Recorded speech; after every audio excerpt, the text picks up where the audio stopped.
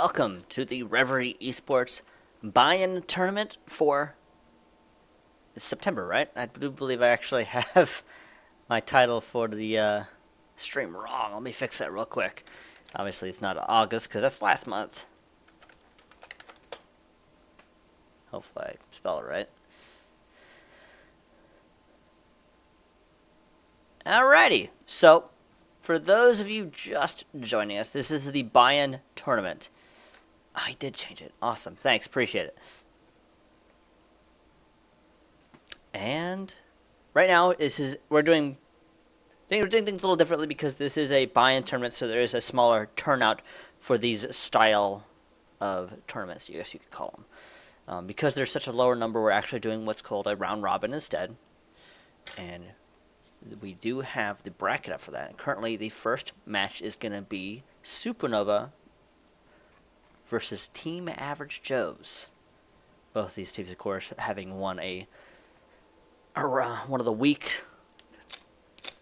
weekly tournaments for the month. Obviously, the first place prize for that is a free slot into the buy-in tournament. Bands are coming out not quickly.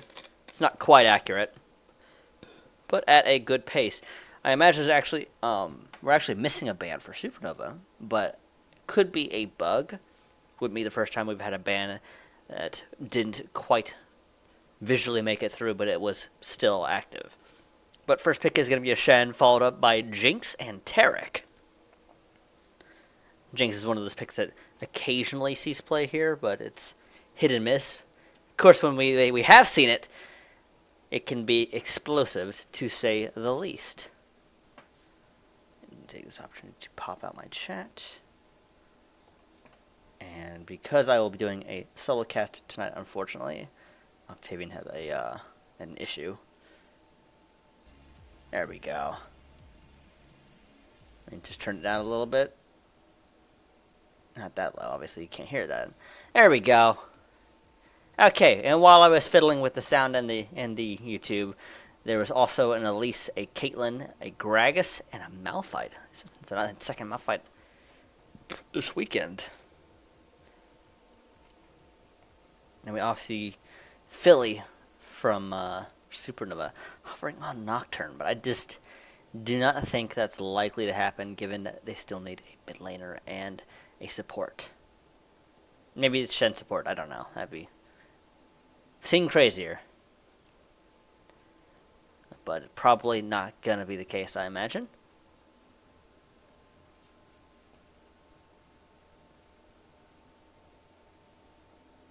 And for the side of Team Average Joes, they still need a mid laner. Philly's still hovering on that Nocturne, but I just don't think it's likely. Yeah, see, there we go. It is going to be a Syndra. So lots of burst coming out of him. Looking forward to see what Bugs Bunny is going to play. Assuming that we're in LCS, where I don't know if they are.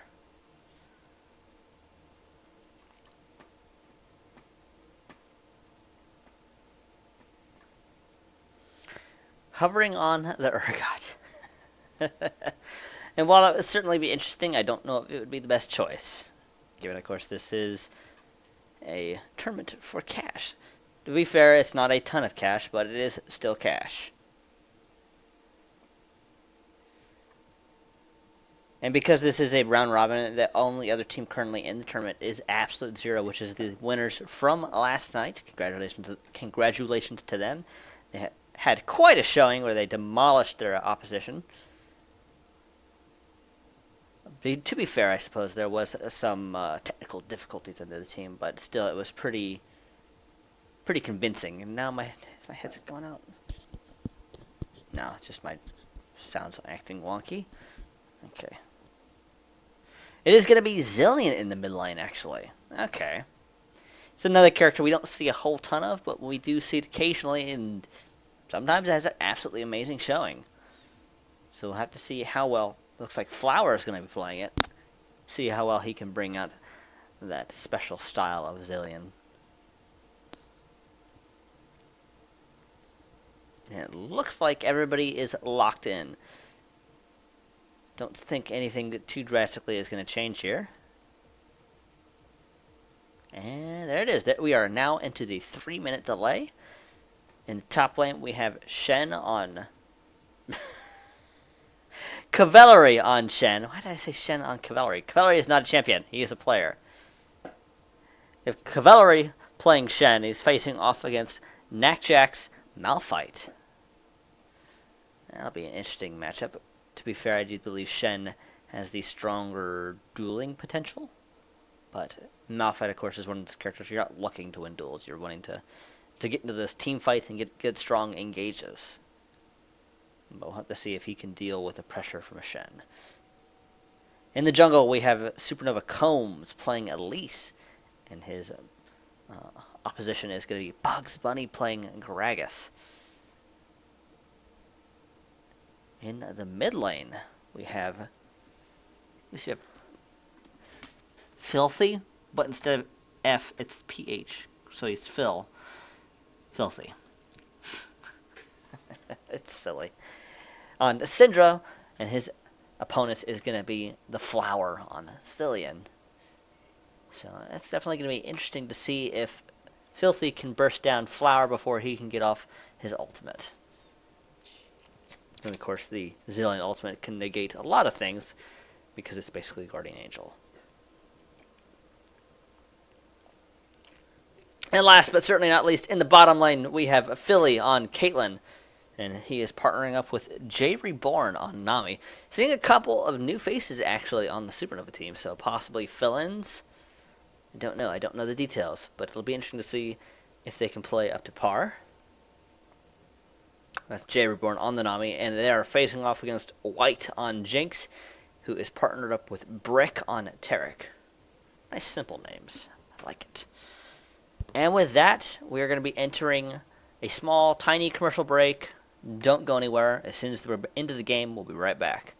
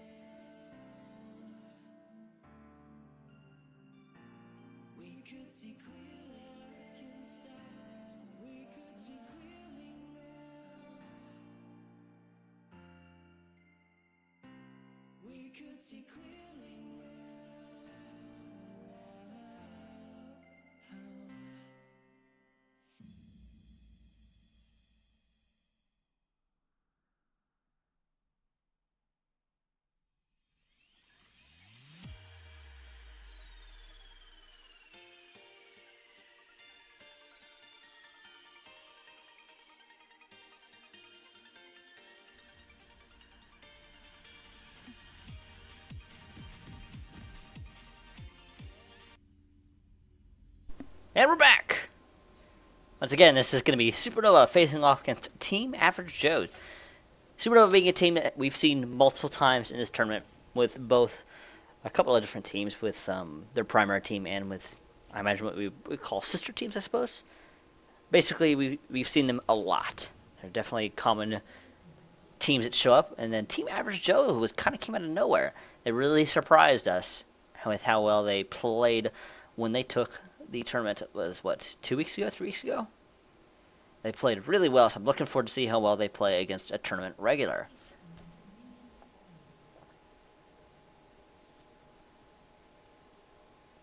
Alrighty, looks like we're seeing a mostly...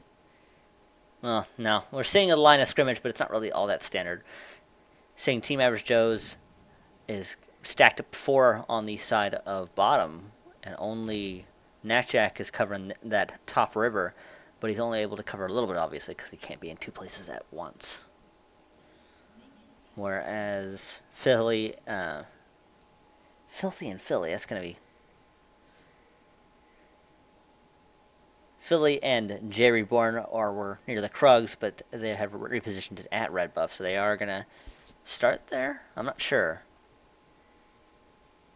No, they're going to start at Krugs. So Combs not doing something unusual. It is going to be a Krug start.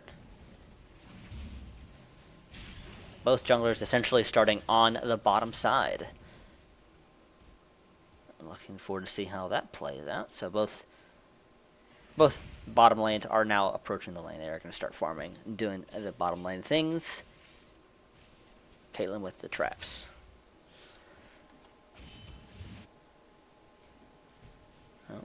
You see Filthy doing some harass, trying to put some hurt into the flower. Actually gets it too. But the flower trying to return the favor with a bomb. So this is still relatively early, so the bombs aren't going to be doing stupid amounts of damage yet.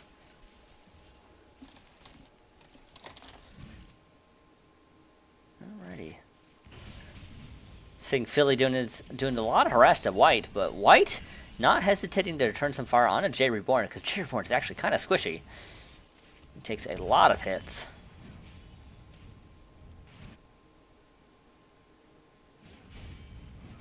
We're seeing both junglers have kind of split off on the differences of the route. We're seeing Bugs Bunny's actually kind of heading towards bottom side, whereas Combs has moved up and to take his blue buff. After seeing Bugs Bunny actually still hasn't taken a single buff, he actually opted to go and take the Scarab for the vision control in the river.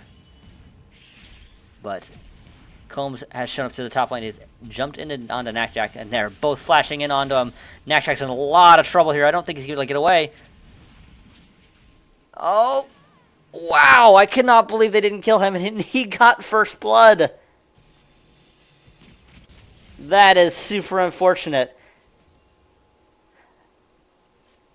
Combs didn't have a repel to break turret aggro, so he took the last shot at right around 200 health, and of course, because turrets do stacking damage, at that point he'd taken 3, maybe 4 shots, so he had eaten a lot. Wasn't a whole lot he could do about that last shot. But that is going to be amazing for Knackjack because, you know, blue buff on Malphite's always useful because of how much mana he just eats alive. And Cavalry is going to be an interesting spot. I think he overall still going to be fine, but it's going to be a little more difficult. Oh, now Philly's in trouble. Brick and White easily kicking up Philly there. Now they're tunneling onto Reborn here. Unfortunately, Reborn not able to do enough damage to finish off White, and it is going to be a double kill going over to White. Not respecting those choppers, getting stuck under the turret. So Philly took a lot of damage. Here's another gank from Combs. Does not land the cocoon, though. But Flowers is really low. He's forced to flash. We're seeing Cavalry starting to feel a little pain there due to the fact that Knackjack can just spam the bowling balls. So we're seeing the Averages has the lead currently, but it is not over until the Fat Lady sings. Oh, Knackjack might be in a little trouble here. He just hit level 5, though. And it's going to be Combs going to be able to pick up that ward.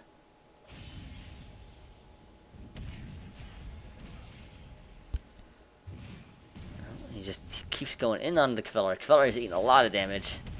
Here comes Bugs Bunny.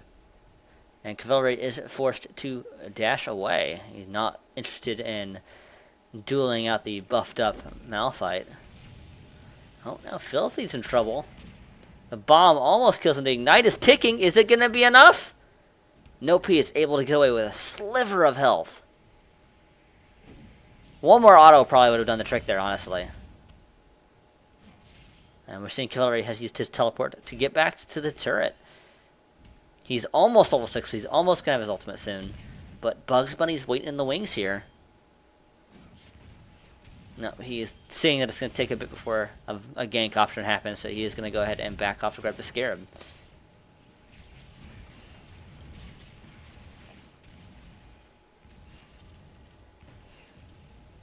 Well, White and Brick are still going at it. Brick eating a lot of harass. But they still have the lead in that bottom side. Jade Reborn getting stunned up. Chomper's not quite in a good enough position. Excuse me, opening a bottle. There we go.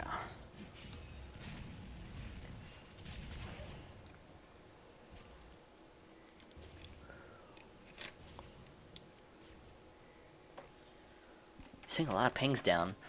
Resting and Filthy has opted to roam a little, but Nakchak has decided he's going to go ahead and back, so he's not in a position to get ganked at all currently. He doesn't have his TP, so he's going to have to walk back to lane.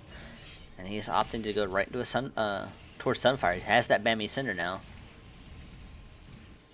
Whereas Cavalry has opted to grab a little magic resist. Which is reasonable given that 4 out of 5 members of the team would do magic damage. And to be fair, Jinx can deal an enormous amount of physical damage.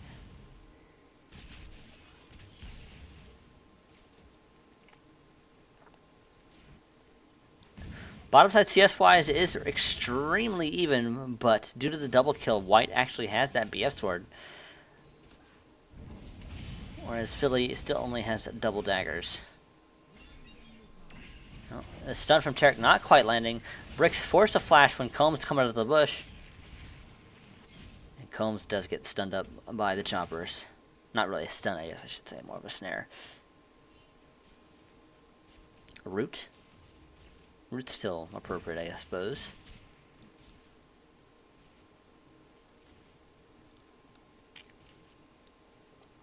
Philly just CSing. It'd be interesting to see how much damage he's done as a whole due to harass, as he does to Caitlyn.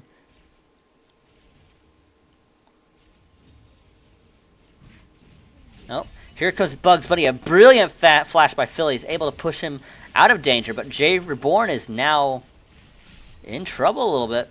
He is barely able to get away. White maybe looking for position for a rocket. There it is, but it is going to swing really wide. Jade Reborn 9 is perfectly safe. Why did I say 9? Because he has a C9 tag. Okay, sorry. I don't know why I read that part of his name. Oh, Philly is going to get stunned up. He's going to be in a little trouble. Here comes Cavalry, though, with the ultimate. He's going to be able to stun at Brick. Brick is in trouble now, and he gets picked up by Reborn with an auto.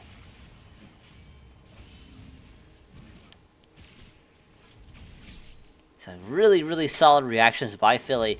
Basically saved the day there. Bugs Bunny had a really, really good Gragas ultimate, but unfortunately, it's a little easier to dodge now that it actually has some travel time.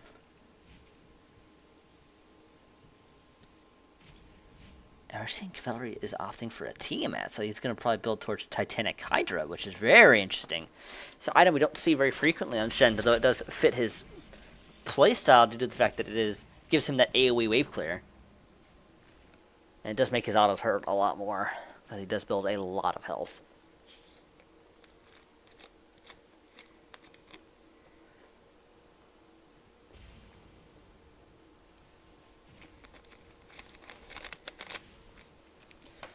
And we're seeing, let me see here, Nakjaks.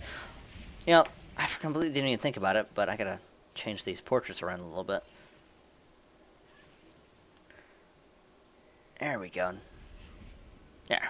Now we can have direct comparisons of CS and kills. Currently, Cavalry actually has a little lead on Nakjak, but that's not too surprising given that Shen has a much easier time auto-attacking creeps. And that Tiamat's only going to make it even easier. We're actually seeing, didn't really notice at first, but Cavalry is stealing away that red buff. He's sneaked into the jungle, probably going over the Baron Pit, I imagine, and has managed to secure it. He's walking away right now with it. Now Combs is also doing a little invasion, clearing out a ward.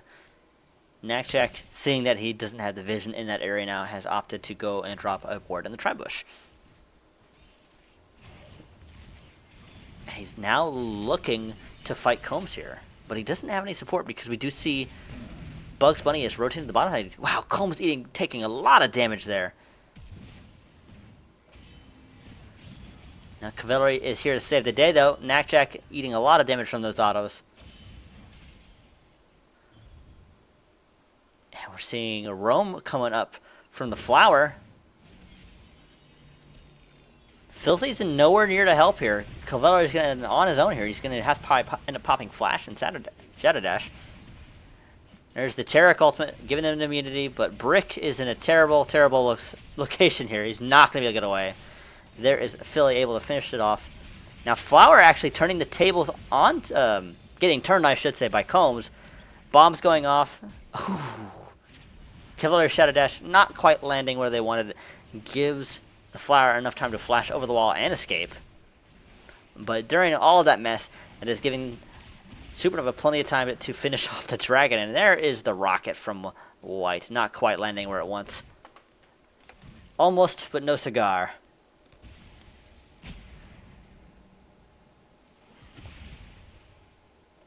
Seeing Flowers actually opting to build towards Roa, it is going to give him a little sustain, and it's going to, and yeah, poor Cavalry. And it's going to make it much harder to burst him from Filthy's combo. See, Syndra is one of those characters that can potentially burst down a squishy Zillion if he doesn't have the health pool. Overall, it looks like Supernova has caught back up. They managed to even the kills out, and they have grabbed a dragon. I think White's opting to try and push this wave in really hard. Philly and Reborn haven't gotten back to lane yet. So they're going to miss some creeps.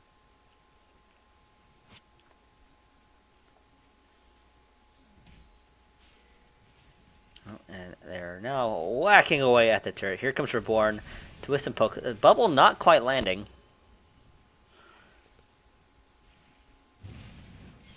Oh, there is Cavalry, and Nakchecker go back at it, looks like.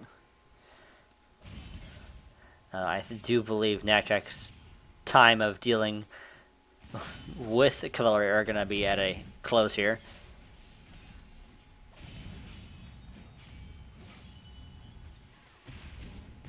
Nakchek forced to use his ultimate to escape from Filthy.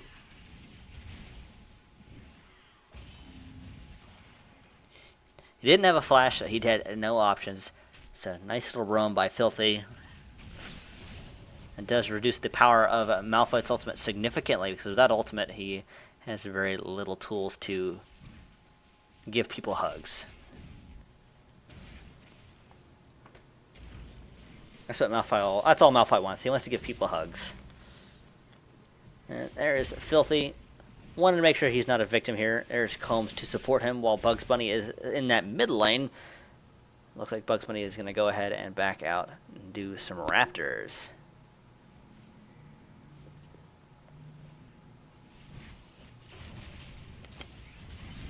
Ooh, White taking a lot of damage from Jinx there. Philly, I should say. White dealing a lot of damage to Philly. White is not the one taking the damage. He took some damage, but he definitely more than returned the favor there. So it looks like we're seeing that Philly has mostly healed up. And Bugs Bunny taking this opportunity to go and clear out some pink wards that are in his jungle. We're seeing Supernova being really aggressive with laying pink wards in the enemy jungle. Here comes Bugs Bunny. Filthy doing trying to do some damage to Flower here. There's the cocoon. It does land. They are going to be able to pick him up and burst him down before he can use his ultimate on himself. There is a ping onto that center turret with Bugs Bunny trying to get there. Be interesting to see what he can do here 2v1. There's Reverie and Knackjack once again slapping each other. Philly trying to flash away from the turret. There's Reverie's Shen ultimate. He's able to get it off completely.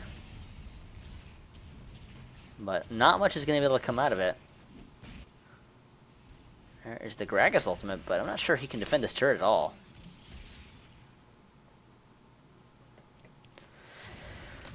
But with 3 pushing this turret, White's in trouble. He's going to get shadow dashed on, and that is going to be a kill going to Philly. Philly picking up a double kill. Philly also taking the turret, as it turns out. But he was able to break the aggro once both the White and Brick were dead. Ooh. Flower not quite getting the bombs he wanted. Reverie just going to go ahead and use his shield to eat one. And there, looks like Supernova's going to go ahead and back out the bottom side. They have a double. Didn't quite get the turret. They did get the mid turret. So that actually does give them turret first blood as well, as the only turret of the game dead.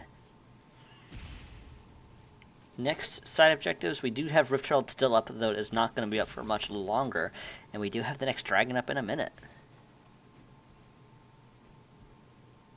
Seeing Philly has finished that Renowned Hurricane alongside White. Both have their BF swords, looking like Philly working towards that Infinity Edge. Can't imagine that White is doing anything too different.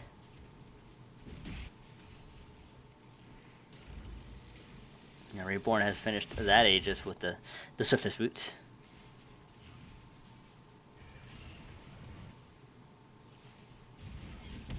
Reborn will go ahead and drop him down. Another pink ward as they kill the first one. Really likes his vision. Doesn't want to give it up. We're seeing Reverie has finished that Titanic Hydra. Whereas Knackjack has finished the Sunfire Cape. Pretty even so far. Though Knackjack might run out of mana before anything significant happens. There's the ultimate though. Knackjack has no more mana. But now he's in a minion wave. I don't think he can deal with Reverie's Shen here. Sure, with an infinite mana pool, he definitely could have won that fight there. But without his mana, he is very slap heavy.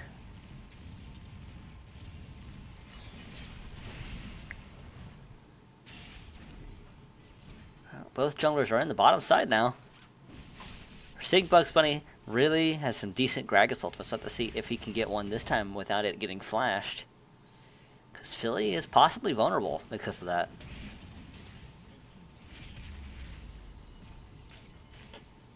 Filthy was waiting in the wings. There was a ward, so he was spotted out.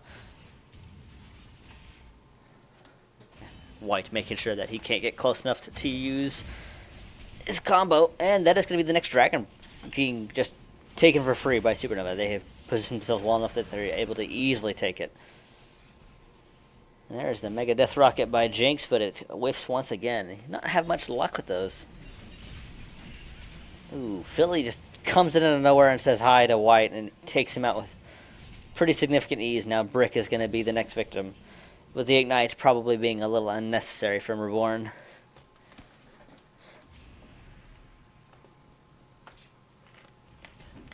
And Brick was not able to block that Caitlyn ultimate. That actually ended up being pretty disastrous.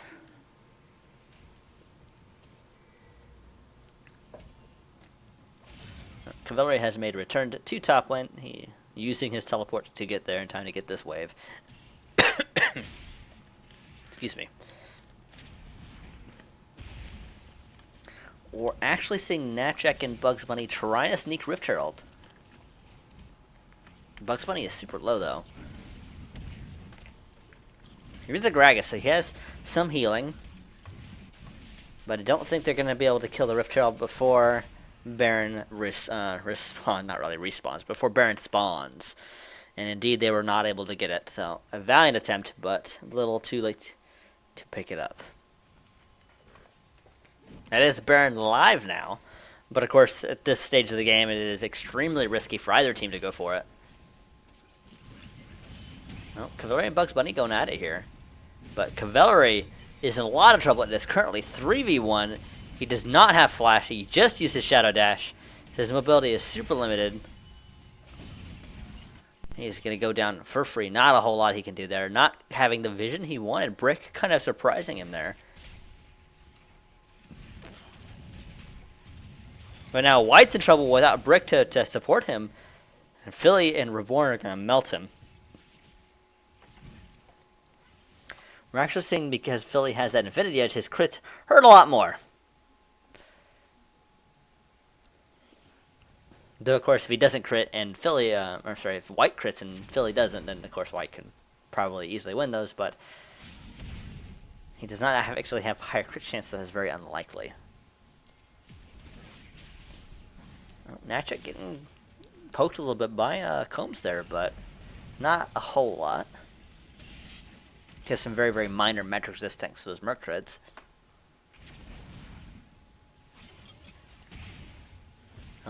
Flower might be in a little trouble there. He does dodge the stun, but the combo from Filthy, not quite enough. Actually scares the Zillion ultimate off, but it's not going to be able to revive him because no one's hitting him now.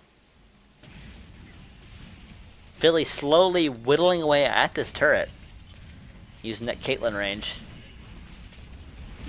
Oh, here comes Bugs Bunny with the flash body slam. Now, Cavalry just using his ultimate to gets a 3-man Shadow Dash. Filthy picking up 2 kills. Bugs Bunny might go down to the Caitlyn ultimate. Not quite. It's super close, though.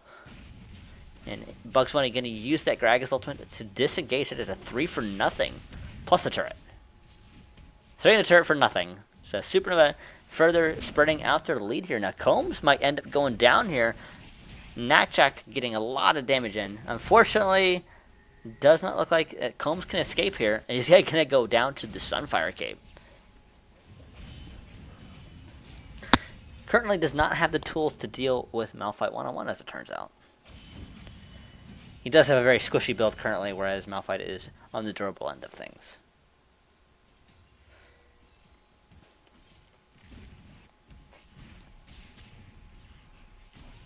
Now, Philly trying to get some damage onto Natchak. Actually, he's doing a lot. Natchak is extremely close to dead. Philly doesn't quite have his ultimate. It's about 75, 80% done, so it's not going to be up in time to finish off Natchak. But Natchak being forced away, he does not have his teleport. This turret is probably going to go down on the top side. That just seems entirely reasonable, and there it is. Seeing that Philly is quite scary. He is 6-1, and all of Supernova is rotating to that top side. They're dropping some vision, making sure there are no surprises when they walk up to the turret.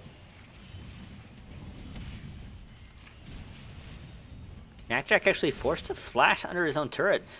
Not entirely sure it was necessary, but he is opting for the safer route of things. Reborn taking a lot of damage on his own. Here is Flower getting Shadow Dashed on. There's the Cocoon. Flower is going to go down before he can use his ultimate. Nice bit of chain CC there by Supernova to prevent that from happening.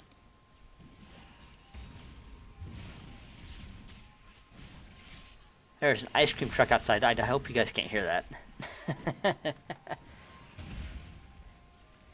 Probably can. Who am I kidding? The Supernova, after taking that kill and the turret, are going to opt to back out. They're playing it super safe here. Averages are playing pretty decently, but it does not look like they can handle the macro play from Supernova as it currently stands. White eating nothing as he fires a rocket in return. Here is Natchak getting a little bit of combo from Supernova Combs. Combs dodges the unstoppable force, but it does hit Philly. But unfortunately, Natchak had no support with that, so he's not able to finish anyone off. Cavalry is actually diving under the turret. Flower eating a Caitlyn ultimate, using his ultimate on Brick, but Brick is no longer being focused. They're completely ignoring him for the duration of that Zillion ultimate. And somehow Filthy ended up going down to the Flower. Interesting. I missed exactly what happened there.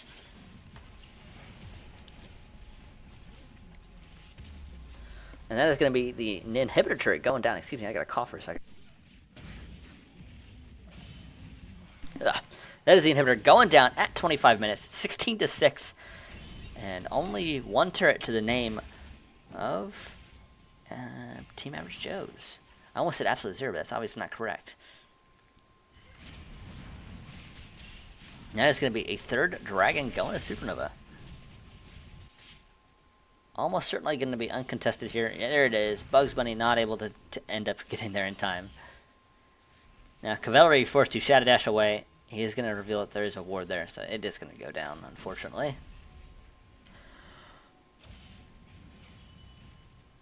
And it looks like Cavalry is opting to build a Trinity Force, which is interesting. I suppose technically it's not the worst item ever on Shen. It's very... Gets him some pretty significant DPS, but it's just a little on the unexpected side. Thought we'd see more health. And that is going to be Cavalry using that Titanic Hydra to his advantage to quickly clear out the Krug's camp. Combs, we're going to pretend we didn't see that Cocoon miss the Scarab there. Okay, buddy? I got your back.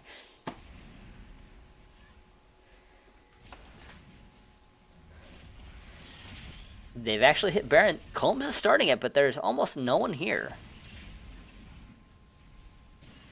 He's opting to not hit it because there's no one else there. Seeing a teleport from Cavalry. He's trying to catch White here. White not able to back out in time. He is getting chased down. Not sure White can escape here. He does have heal. He does have teleport. There is the flash from Cavalry to make sure that Shadow Dash lands. And there is Filthy to come in and steal the kill. Actually, Cavalry has finished that Trinity Force, so he actually does a lot of damage. Did a lot more than I thought he would do, but that Sheen proc, of course, is extremely hard-hitting on someone with very little armor.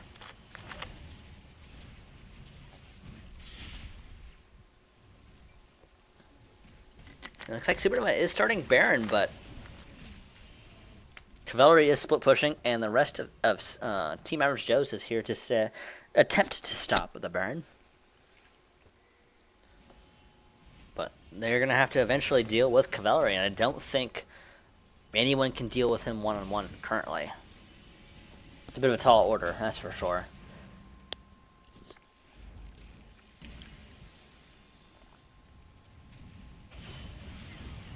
No, the rest of Supernova is supporting Cavalry now. They're able to pick up Bugs Bunny after a slight misplay with that body slam. At least I think it was a misplay. Looked like a misplay. There's Cavalry shadow dashing under the turret. Does not quite connect. He's going to pay for it with Knackjack diving in with that ultimate and picking him up very easily. There's the Taric. The Taric invulnerability protecting Knackjack.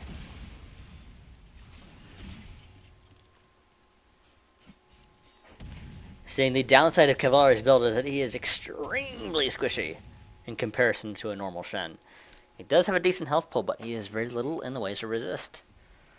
Currently that only being a Ninja Tabby and a Spectral Cowl. But that is going to be enough for Supernova to easily take that inhibitor turret. And now Philly is the little trouble here as Knackjack tries to give him hugs, but... Oh, Bugs Bunny eating a lot of damage there. He does end up going down. We're seeing the Flowers try to do a flanking maneuver there, trying to get a bomb in from over the wall, but he's forced to run away because obviously he was not quite in range. There's Cavalry with the Shen ultimate. Standing United coming in. He's driving right in on the Flower. This is going to be one of those instances where a character chases Zillion for forever. But by forever, I mean like maybe 15 seconds tops. Because David does a lot of damage that came out of nowhere. And we're seeing Supernova has basically, while they were chasing down Flower, they're able to essentially get everyone rotated to top and easily take this top turret, leaving that top inhibitor open. Now Cavalry is doing a job to zone out the rest of Team Average Joe's, and that is going to be the third inhibitor going down.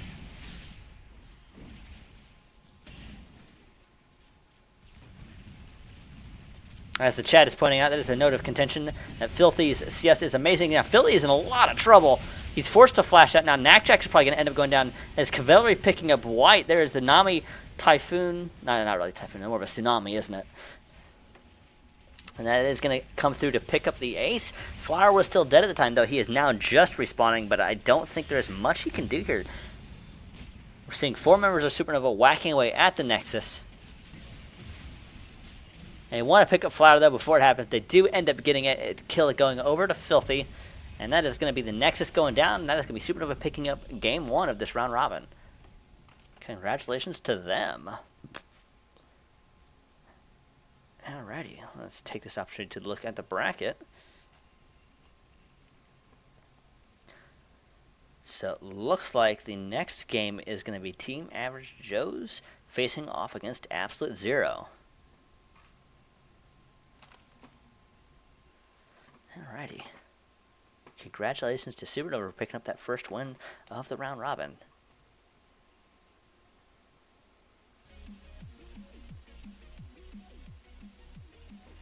Alrighty, we're going to take a small, minor breather while we get into the next lobby. Once we're in Champion Select, we'll be right back, so don't go anywhere.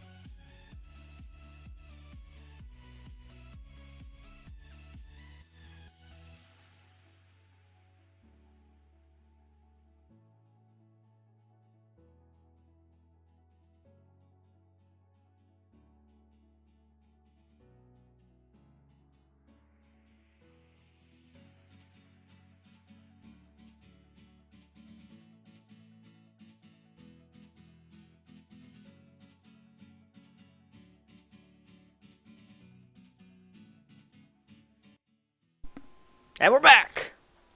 This is round 2, I guess you could say, of our round robin. We're currently having Team Average Joe's facing off against Absolute Zero. Absolute Zero being on blue side and Team Average Joe's being on red side again. Looking forward to see what happens here.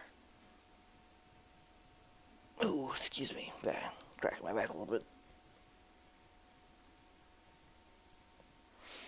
Seeing a couple of unusual bans, we see Lux and Kindred. We haven't seen Kindred banned since some of her more recent nerfs, and where she kind of fell out of the meta. I get the tags right, making sure that...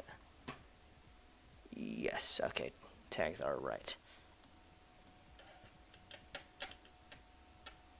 And there's also going to be Thresh and Malphite banned. Excuse me, I have a message.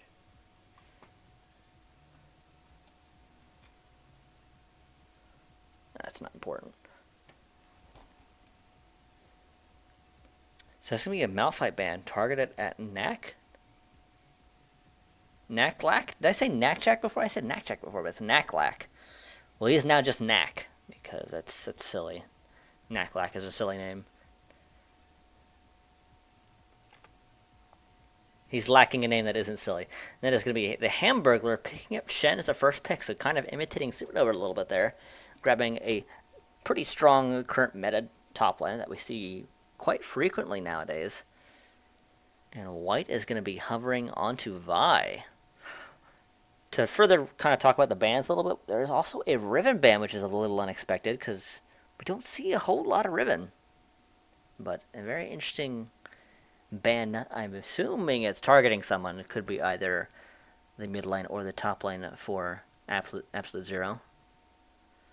But looks like Team Average Joe can go ahead and lock in Vi and Braum. Braum is, of course, going to be for Brick, and Vi is going to end up being for Bugs Bunny.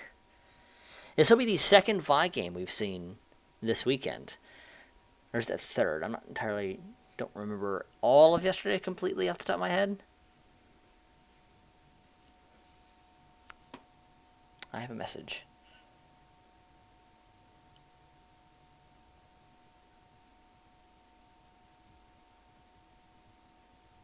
We may...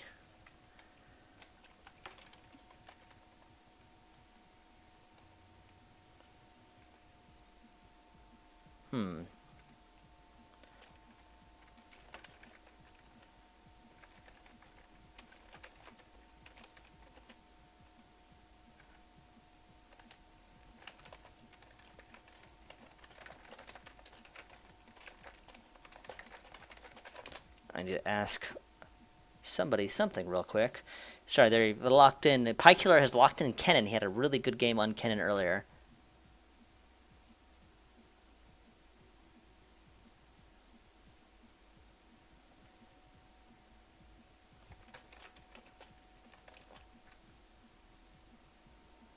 Let's see here.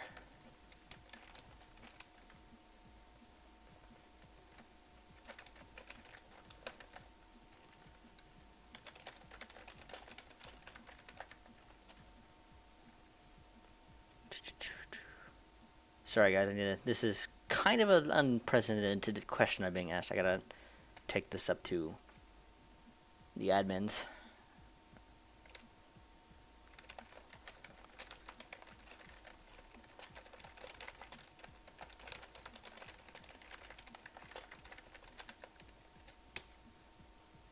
Let's hope he answers.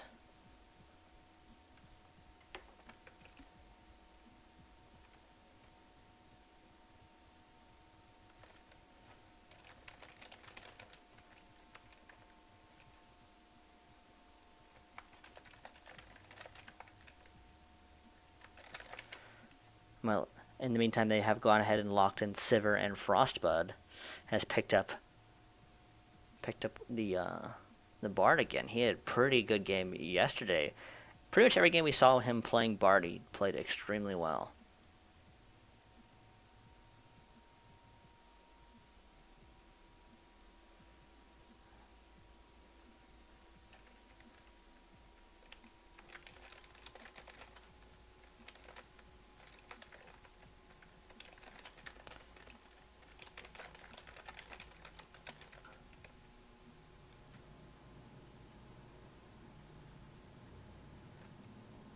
Alrighty.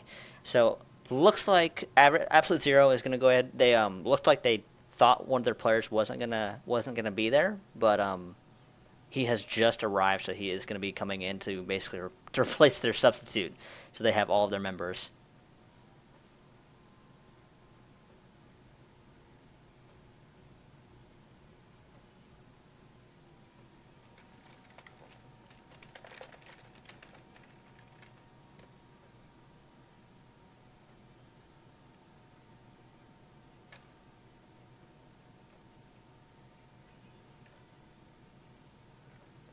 Okay. So while we wait to get back in Champions Select, we're gonna go back to a little bit of light listening.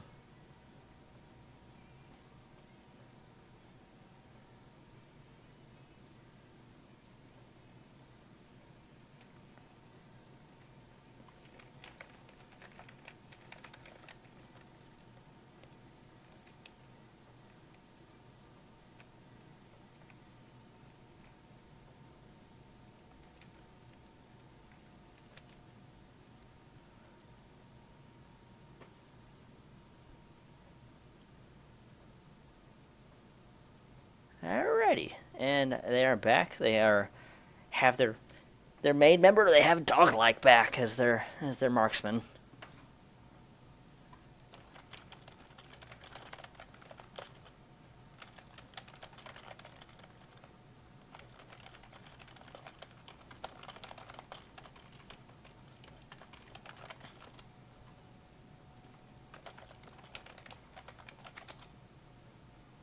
Alrighty, so it's going to be the same picks, same bands, nothing too crazy. The only change here is that Doglike is going to be playing as the marksman instead of a person whose name I've already forgotten. I'm sorry, whoever the substitute was. I feel a little bad, I'm not going to lie.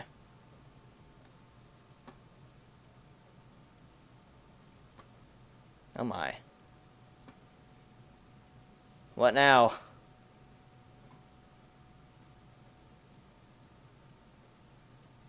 And it looks like for Flower, the League of Legends has crashed. It wouldn't be a tournament at Reverie Esports without some kind of issues holding us up, wouldn't it? But Flower is back. We're going to jump right back into Champion Select. I promise we're going to get in the game soon, guys. I promise. Hopefully they can burn through the picks and bans pretty quickly here. Excuse me, I have a fly. Get out of my face. Stupid flies. And looks like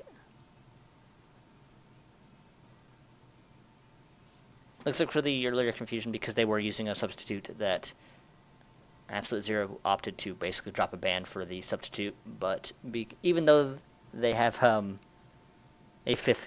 their main fifth come back, they obviously still can't just throw in a ban that would be completely pointless because all the picks have already been picked. There's all the picks and bans. Everything is settled, and now they're going to pick their champions. Once again, it's going to be Eric playing Shen.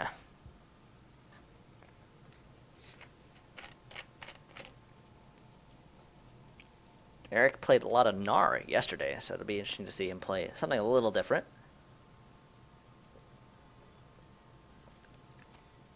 We have Anchor returning to Graves. He played a really solid game of Graves yesterday, going 13-0-5. It's worth noting that he played really well there. And Killer also having a great showing on Cannon.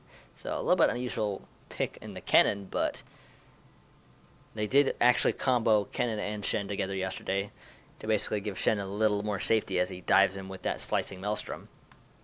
Doglike and Frostbite once again on the Sivir and the Bard. Frostbite, of course, I already mentioned, had a pretty solid game set on Bard. Not as good as a guy from a different team, Tazlife. Tazlife Bard was really on point, but that doesn't really detract from what Frostbite did, because Frostbite did have a very solid game. And to talk about what Team Average Joe's is doing here, they've picked 4 relatively unusual characters here. We have a Corki, which we have not seen in ages. We have a Vi, which we only started seeing recently, basically yesterday, with a couple of games of Vi with two different people, but both on the same team. And we now seeing a top lane Cho'Gath. So that's interesting. Because I don't think I've ever seen a Cho'Gath in my entire time at Reverie. And I've been here for a few months now. Don't remember exactly when I started, but it's definitely quite a few weekends doing this. And Cho'Gath makes me very interested to see what he does here, because Cho'Gath's actually pretty good. Was good against old Shen. I don't know how he's going to compete against new Shen, but he does have the tools to deal with Shen's ultimate, and he does have some pretty good wave clear. Even just maxing E, it lets Cho'Gath clear out waves extremely easily. And of course, then we have Flower playing Morgana, which is another somewhat unusual pick. I'm trying to remember if Flower is the same, because a while back we saw. Oh, it is. I'm pretty sure this is the same guy, because I remember a couple weeks back we had a team that played a Morgana player who was just stunning, amazing. Like he got ganked multiple times in a row, never died once, and always almost ended up walking away with a kill. Actually, he managed to turn the tables. I'm pretty certain Flower's the same guy. I'd have to go back and check, but I'm pretty certain I'm right there. And now that I'm done gushing over the awesome picks and over Flower, because I'm pretty certain that we're going to get a great game out of him, we're going to go to a small, tiny commercial break. Don't go anywhere, guys. Got about a minute left before we get into loading screen.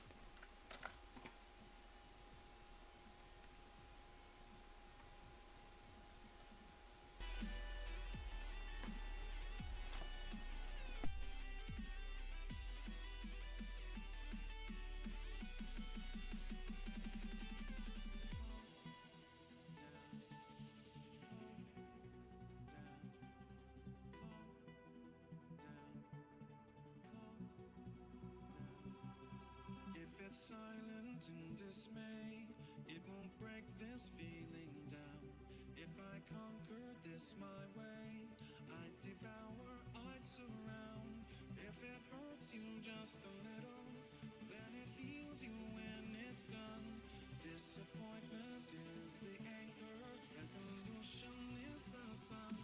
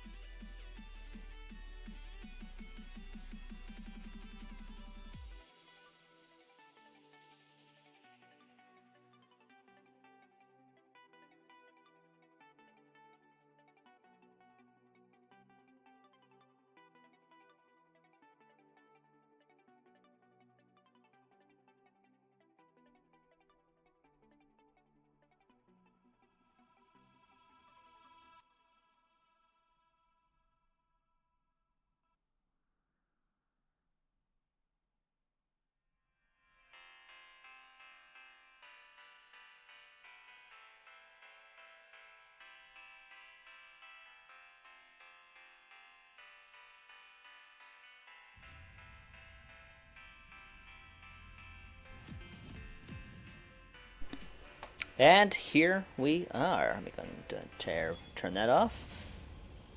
Rearrange some portraits.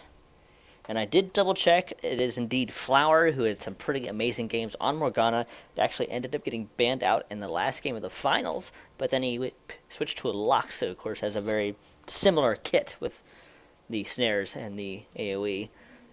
And ended up also performing perfectly fine on that. We did see a Lux ban probably targeted at Flower. And we're seeing Average Joe's is doing a nice little invade here. They have the tools for it. They got a Braum and a Morgana. But they do get spotted out. There are lots of pings in the area. Frostbud is playing it safe. He is not entering that part of the jungle, because it would put him at huge risk. We're seeing them rotate to that tri-bush. Doglike is going to be able to get a ward down. They're not quite able to clear it out. They get one auto onto that ward. Oh, and Flyer is going to take a little harass there. Minions to spawn, so he's not going to have time to get back in time. Pie Killer trying to get some extra harass onto Flower. Going to be looking forward to see if Flower can have a repeat of his previous games on the, I believe it was the first Reverie tournament of September, I should say, not August. I keep thinking it's August, but obviously that's not correct.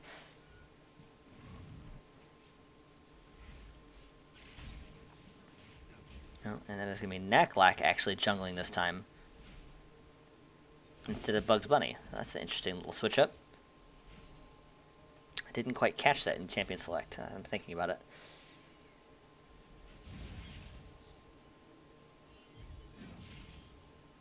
I do like the counter pick with Cho'Gath, though, because Cho'Gath does have a lot of tools. By a lot, I do mean two, to deal with a Shen ultimate.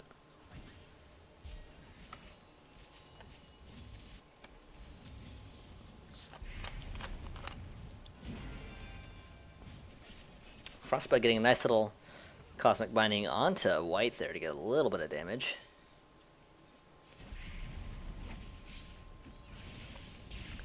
And Pie Killer getting a nice stun onto Flower. I have no idea how this game's going to go because both of these teams had games that were extremely well played. And White's taking a lot of damage from Doglike. He's actually in trouble here. He's forced to pop a pot and move away.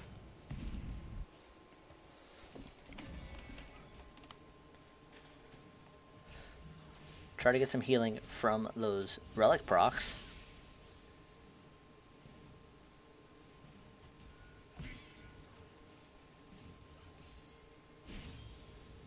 How's the top lane going here? We're seeing a slight CS lead for Bugs Bunny, but it's not hugely surprising. Here comes Anchor, doing his routine that he likes to do. He likes to really focus on the bottom side. Last night we saw him just repeatedly gank bottom over and over and over again. It ended up allowing Absolute Zero to snowball games out of control. And even though the ganks weren't always successful, it was just a huge amount of pressure, and eventually it did end up resulting in kills.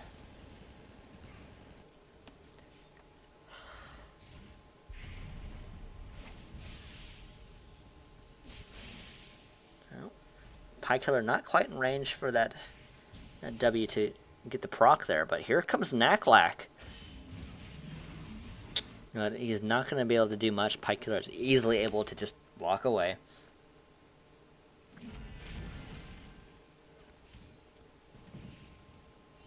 Frostbite having eaten a winner's bite there. He's actually on the low end of things. About half health. No. Flower and Pie Killer are both really low here, but we do see that Flower has opted to take Ignite, so that does give him a bit more kill potential. If Flower can land a snare and a pool onto Pie Killer, there's a gank here from Frostbite and Anchor. They do land a Cosmic Binding on a brick, but it does not stun. And Anchor trying to do his best to deal some damage here, but it is going to be Brick able to get away without popping a flash. And to continue my previous thought, if Flower can land a snare and a pool onto Pie Killer, the Ignite can probably finish him off, but seeing Pie Killer not hesitating to just do some autos there. Both have hit level 5, so they don't quite have their ultimates yet.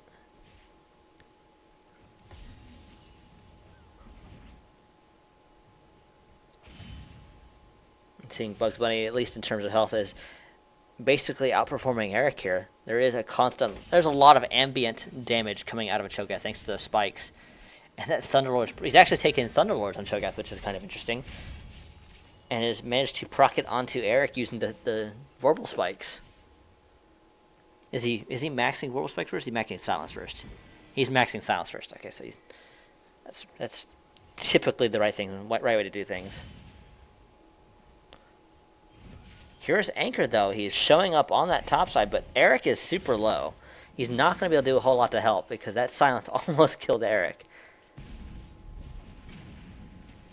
Anchor opting to just get some harass, and he's not looking to fight because Eric is not able to back him up. He does not have that ultimate on Shen yet. Here comes a flash from Knack like this. It's going to be First Blood being picked up by Brick. Poor Frostbud not able to get out because he used his flash in that previous gank. So the flash Vault Breaker from Vi was enough to basically lock him down just long enough for the damage to be outputted by White and Brick. And of course, what am I thinking and ignoring Vi? Vi can do quite a bit of damage with that W, whose name I've forgotten. Come on, mouse, cooperate. There we go. Alright, camera is back. We're seeing Bugs Bunny opting for the Catalyst, so that could be most likely Aroa. But here is the ultimate from Flower. Forcing flashes, both from himself and from Piekiller. There's also the Ignite being popped. Oh, but here comes a surprise Vi from Knack over the wall with the Vault Breaker. Is able to pick up Piekiller. So it wasn't all for nothing. That puts Absolute Zero at a 2-0 lead.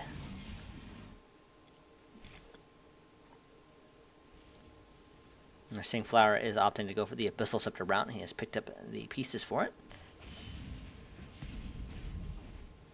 Bugs Bunny trying to do his best to keep Eric away from CS. He's actually got about a 12 to 15 CS lead. That is steadily growing. And that is going to be Bugs Bunny picking up the kill with the Feast. There's not a whole lot Eric could do there. He's opted to pick up armor for some reason instead of some magic resist and health. That Chain Vest does no good for you, buddy.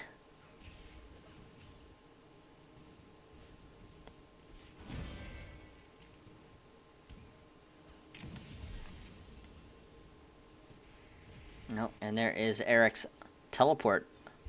So he's no longer going to be able to use that for a bit, but he does still have his ultimate. Assuming that Bugs Bunny can get back to lane in time before something crazy happens, then he can prevent Eric from leaving the lane thanks to his crowd control. Assuming he has vision when the Shen teleport starts. And we're seeing that Eric is trying to do his best to try and push this wave up to the turret, but another wave is just arriving at the turret, so it's probably going to buy enough time for Bugs Bunny to get there and grab that last bit of CS. Oh, excuse me, I'm stretching. Ooh, there's the Foster Spawn landing onto White, but sorry, coming from White onto Doglike. There is the ultimate from Bard, able to help save the life of Doglike, and is going to be able to allow them to pick up Knack and Brick.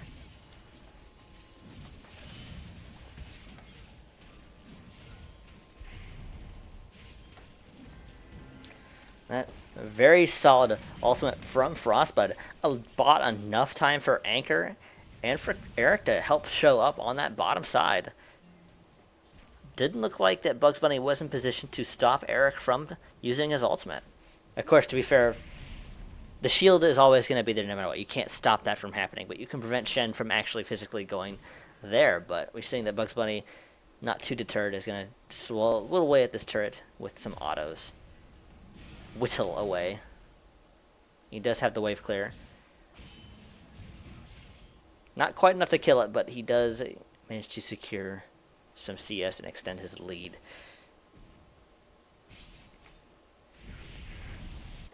And he does have the blasting one for the Roa and the knock-up silence combo, doing a decent chunk of Eric's health.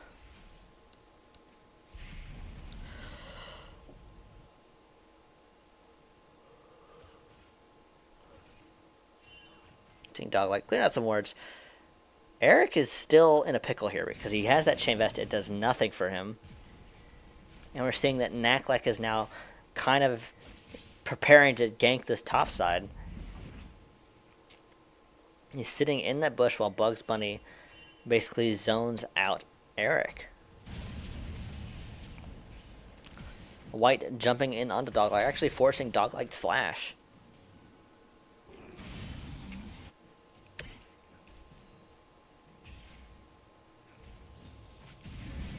So we might see a possible dive on the top side. Pykiller trying to go in onto Flower here. He gets the stun off, but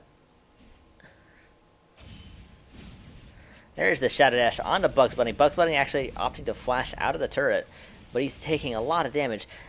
We're seeing Anchor has flashed over the Vault Breaker from Vi, but now Naklak is trying to kill Eric. He actually does secure Eric there, but in the process, Anchor is able to pick him up as well, making it a 1-for-1.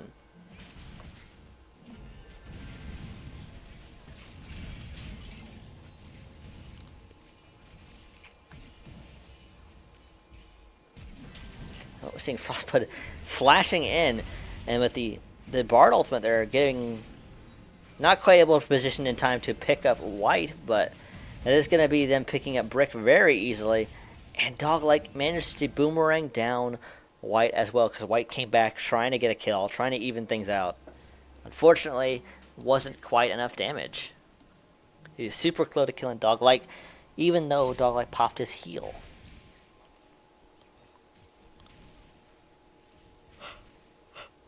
Excuse me, I yawned a little bit. It's been a long day.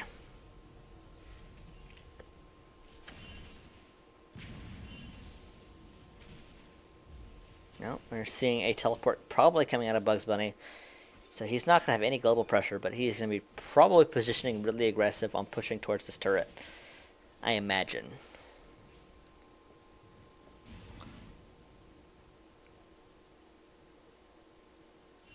Ooh, excuse me. Grab a little caffeine there that'll pick me up.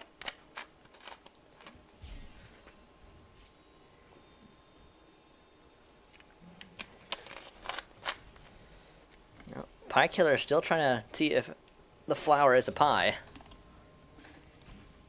Seeing Flower is just being really aggressive with just shoving up into that turret with the pools. It's actually putting a lot of pressure on a Pie Killer. We're seeing that there is a significant CS difference between the two now.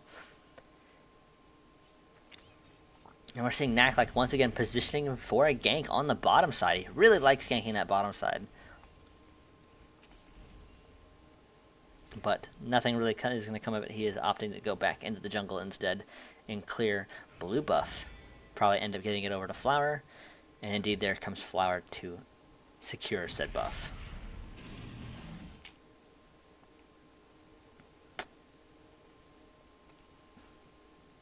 And now Naklak is positioning for a gank on the bottom side. Priorities, man, priorities. Ooh. Eric not quite landing a Shadow Dash onto Bugs Bunny. That was really close, though. Bugs Bunny maxing his Q next to try and get some maximum burst and AoE.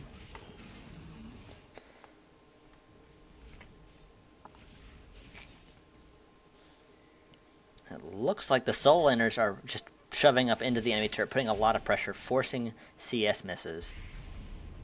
This is more readily available. And there's a gank once again on the bottom side. There's White, almost going down to Anchor. There's the Cosmic Binding onto Brick. Brick taking a lot of damage now, but they're not quite able to tank the turret entirely. It is still pretty early in the game, and unfortunately for Anchor, he's not quite as tanky as he wants to be just yet.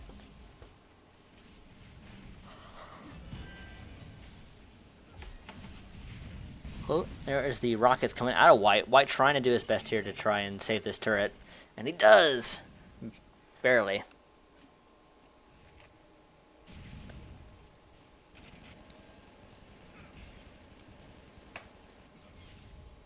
No, we're seeing Bugs Bunny returning to the top side.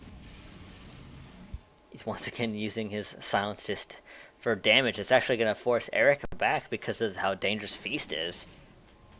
But Bugs Bunny opting to use Feast on a minion, and is going to go ahead and take this opportunity to back himself.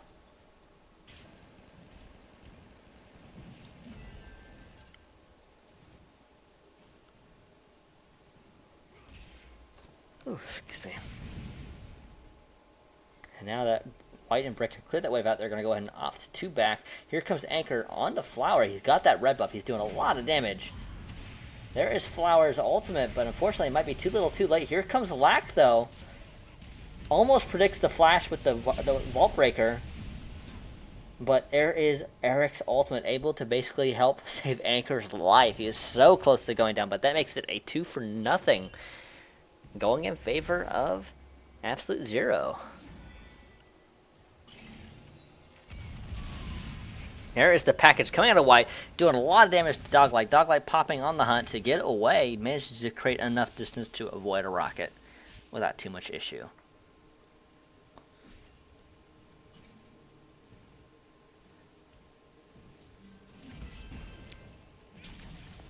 Frostbud trying to contest his pink ward here. He does manage to defend it. Well, Brick is going to opt to just go back to lane instead of trying to take that ward. And we're actually seeing a possible lane swap. Or Bugs Bunny is just being aggressive and switching lanes to try and get it down. We're seeing he has a 60 CS lead onto Eric right now.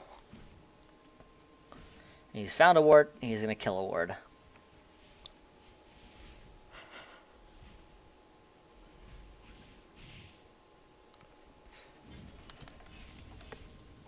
And we're seeing that Eric's really feeling it. He has not completed a single item yet, whereas Bugs Bunny is at 1.5. Well, obviously we're not counting boots. Looks like Bugs Bunny working towards a Frozen Heart, I imagine. He's got the Glacial Shroud and a couple more armor pieces. Oh, there is another really good ultimate by Frostbud. White able to force to flash essentially to get out, but now Naflak diving in and taking a lot of damage. He's not going to be able to get away. Brick's now in trouble. He's going to look like he's going to go down. There is the collateral damage from Anchor. That is going to end up securing the kill. And White almost going down.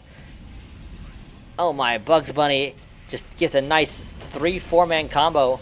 Is able to pick up Anchor super easily. And during that chaos, somehow Pykiller ended up going down too. I saw the Slicing Maelstrom, but I didn't see who secured the kill.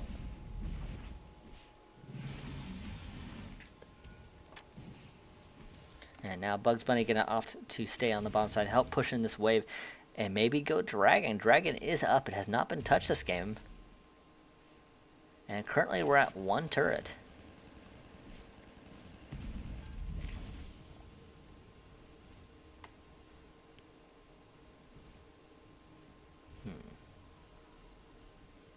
No, it looks like we're going to see backs to base.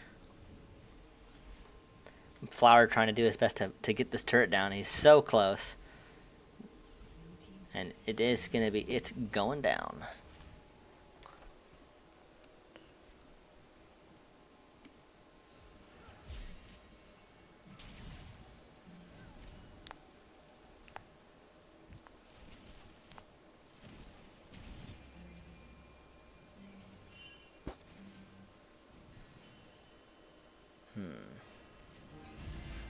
Frostbud trying to get a magical journey, but it's a little awkwardly placed. He's forced to walk around. Unfortunately, he positioned it just wrong, so instead of going all the way through the wall, it ends up in the dragon pit, which was obviously just right there anyways. Well, the good news for Eric is he has secured a Sunfire Cape, so that's going to give him some more durability and some wave clear. But Bugs Bunny has finished the Frozen Heart on top of that Roa now, so he has a decent chunk of armor and some more crowd control. Kind of crowd control. It's just more along the lines of him being able to cast crowd control more often because it does have the CDR. There, that made more sense. Poor Riftchild is going to go down. Anchor getting dived on by Lack and Flower. There is the Shen ultimate. Anchor is able to dash through, but Flower still trying to get that snare down. There's the Slicing Maelstrom from Pykiller. It's going to pick up Nacklike. Now Flower's in a lot of trouble. He's trying to get another auto in onto Anchor, but unfortunately it's not going to be enough damage. That is going to be a pause, actually.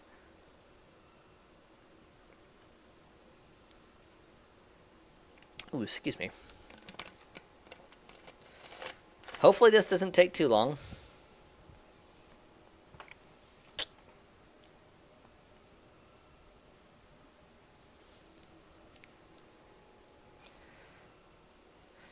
I go ahead and actually take this opportunity to change the screen and open up the chat so I can see what exactly is going on. Internet problems. Okay, so nothing too drastically serious. It is an online tournament, so there are always going to be internet issues. And we're seeing some OKs coming out. Looks like we're going to be starting the game up pretty shortly. And 5, 4, 3, 2, and 1. And we're back. There's a double kill going over to Supernova. Supernova. This is not Supernova. It's Absolute Zero. Absolute, another double kill going over to Absolute Zero. Absolute Zero slowly extending their lead out here.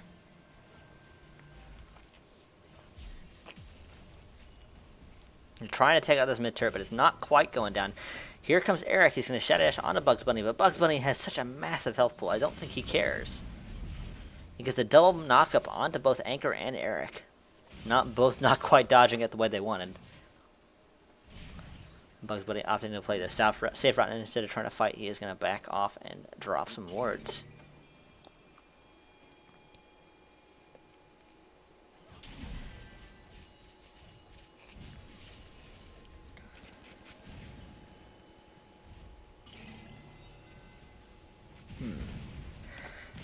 Where's White at? He has Trinity Force, he has BF Sword, so he has damage. There's certainly no lack of damage there. Whereas Doglike has picked up that Essence Reaver and a Fam Dancer. So he is going to have a little more dueling durability, I guess you could call it, because it is a single target. Would it be a debuff? I don't know. Because it's obviously just only affects Sivir and only affects whoever she's hitting with an auto. Bugs Bunny has returned to the top lane. He has not actually backed. He hasn't bought anything. He's just going to shove this wave down. Now, seeing White using the package onto Anchor, but immediately regretting his decision when Anchor turns to burst him.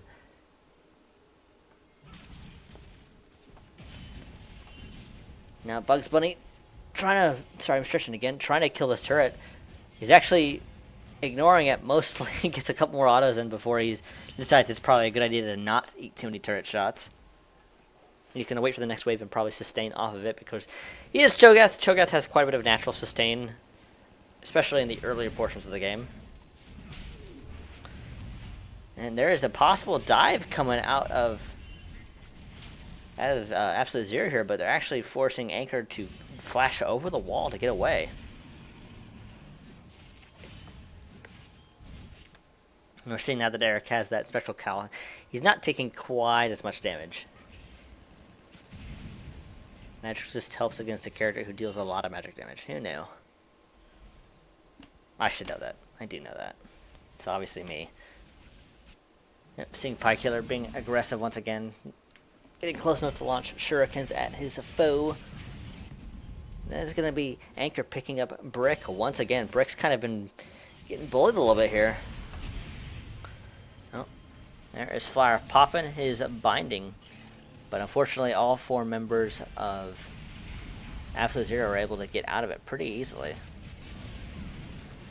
Well, Slicing Maelstrom was popped, but unfortunately, Pykiller died immediately. Seeing Naklak trying to do his best here to get that kill. He does secure White. Now, Naklak is trying to get away from Doglike and Eric. But there is the Boomerang that is going to secure him. And we're seeing basically that Bugs Bunny still split that top spot. He does finally get that house. By house, I mean turret. Because he's been wailing on that tier 2 turret for quite some time. And he is going to continue to split push, it looks like. He has extended his CS lead by more than 100 over Eric. Eric is not having a fun time here.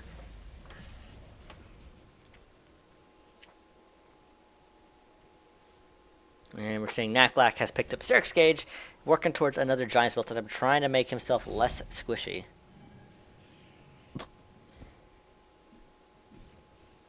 And Bugs Bunny going to go and easily secure that ward for free. He has the tools to possibly take that blue buff, but unfortunately, we're seeing 3 members from Absolute Zero is there to stop him. Frostbite does get a stun onto him, but other than the auto, is nothing else is going to happen there.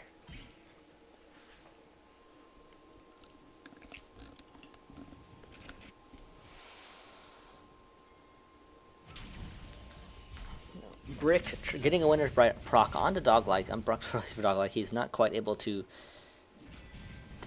to absorb it just yet. But there is Frostbud with another nice two-man ultimate with the Bard, but now he's in trouble. There is Knacklight coming in out from the side with his ultimate. And now there's Flower using his ultimate to try and lock down. He does end up getting a snare onto a Pie Killer, but here is Bugs Bunny on the Cho'Gath to say hi. He is a monster right now. He has a Spirit Visage now for Magic Resist, so he is going to be... He has lots of CDR, and he has lots of health, and a decent amount of AP. And now we're seeing Flower has gone ahead and started the next dragon. It is just a Ocean Drake, it looks like. Not the worst thing in the world, especially if you're trying to split push a little bit. You know, it is definitely still...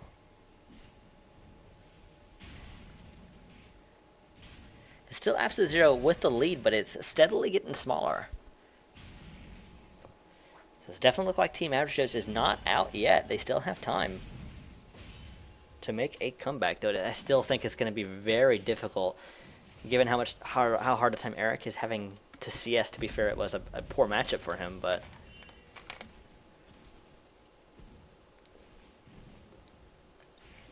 Looks like Anchor's going to go ahead and take that blue buff for himself.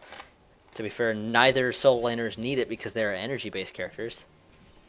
They can use it, but they don't necessarily need it. Ooh.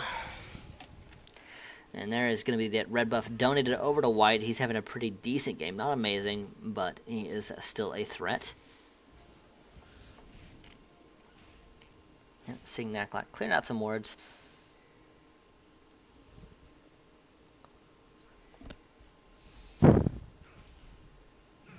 Seeing Brick and Flower trying to push this middle wave up, but it doesn't look like they're going to have time.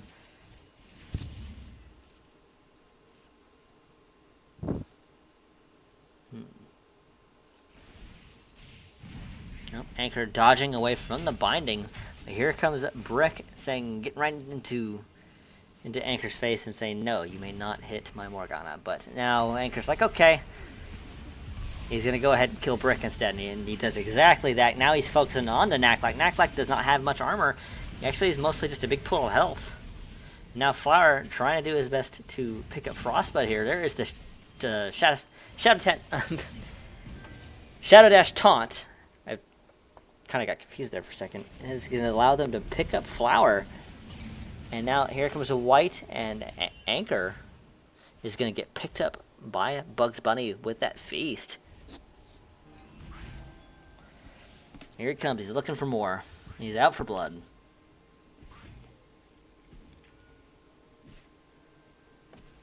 And that is going to be him clearing out some more vision. Baron is up, so he's looking to get some vision out.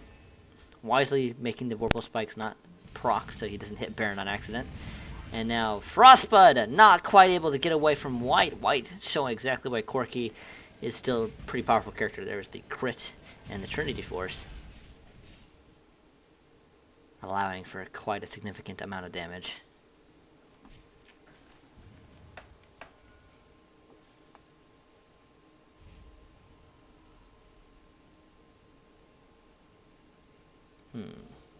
What is next on the agenda of Average Joe's? It is a strategy game, so there is not quite any way to tell how this game goes. There's definite advantage over to Absolute Zero right now, but it's hard to discount something like a huge CS lead they're seeing in the solo lanes here. We're seeing Flower having a 60 CS difference and Bugs Bunny having a 90 CS difference.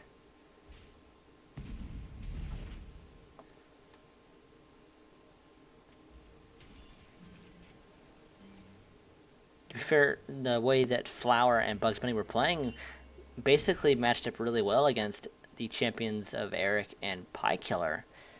Kennen doesn't have much in the way of early wave clear, and Flower on that Morgana does, especially with a maxed out pool.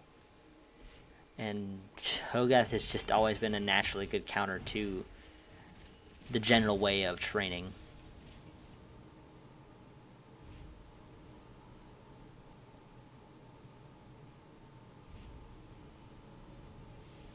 And we're seeing some backs here, probably getting some items. We're seeing Eric is steadily getting more and more durable. He has that Warden's Mail working on that rando one, so that's going to help a lot against White.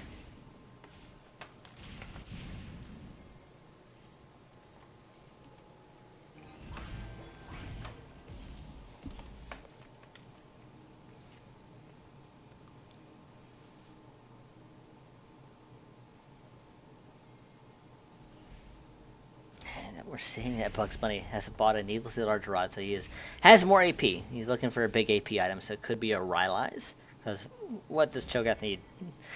More health is always great, you know.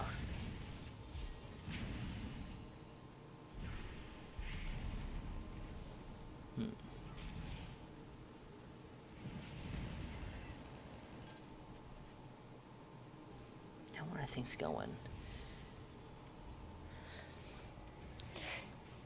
We're seeing Average Joe's playing pretty passively here, but Absolute Zero are doing that same thing they did last night. They are extremely safe, basically. They rarely make super aggressive plays that don't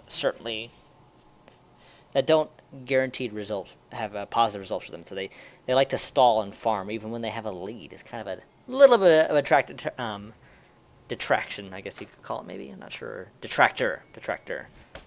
That's the right word. English is hard. Give me a break. Anchor looking to take that blue buff for himself. That is going to be given away to him. With that Maw, with that Phantom Incense, he's actually going to be surprisingly durable and significantly harder to burst down.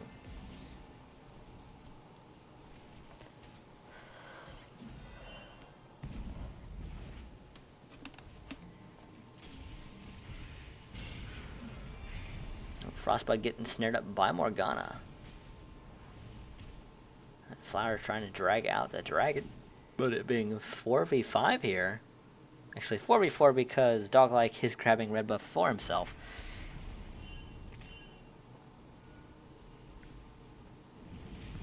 Oh, looks like they're starting.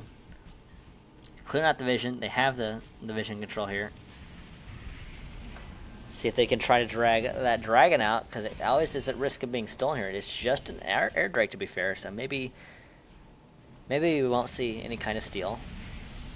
And that is it. Well, there's the Vault Breaker from Knack, but unfortunately nothing's going to happen with it. Slicing Maelstrom from Pykiller gets a lot of stuns, and now we're seeing most of Average Joe's just trying to dive in onto Doglike. Doglike's trying to do his best to kite Knacklack and Flower, but there is the brilliant Shadow Dash from Eric, blocking up 3. And now, unfortunately, that is going to be Doglike going down. And now it's a one-on-one between Eric and Bugs Bunny. It's going to be really hard for Bugs to get away from him. If it was full health, I don't think there'd be any risk, but at that low health, there's not much he can do to stop Eric. So currently, that's a 4-for-4. That was almost 2 aces there. So that was a really messy fight. And we're seeing Eric's trying to take this opportunity, trying to do his best here to get some extra hits onto... Nobody heard that. Shush. Some extra hits onto the sturdy. It looks like he's going to get it.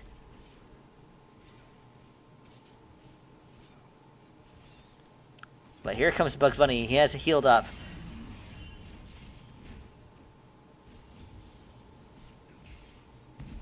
Lucky for Eric, he's able to get away just fine. He's getting a bigger health pool, so he's going to be able to deal with Bugs Bunny a lot easier. Here is the teleport onto that top side.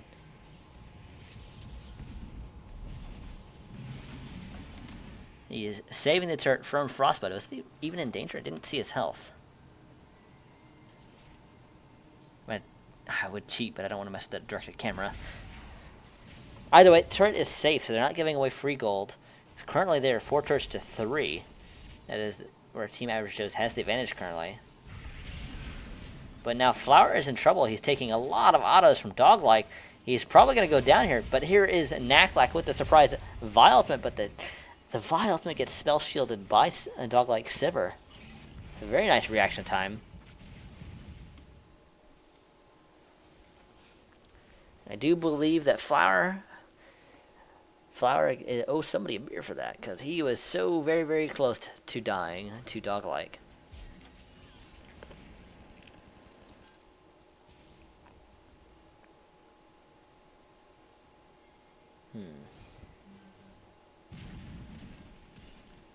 Anchor trying to clear out some more words.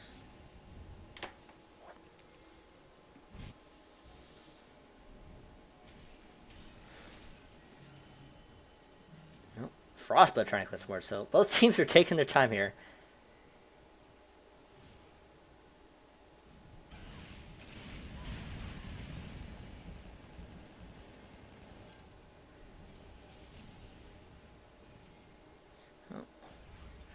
Saying that Brick is playing Braum like a brick wall.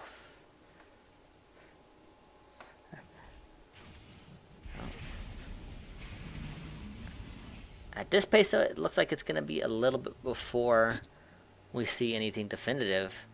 Nothing's being forced here. Baron is open. There is a large minion wave in that top side, but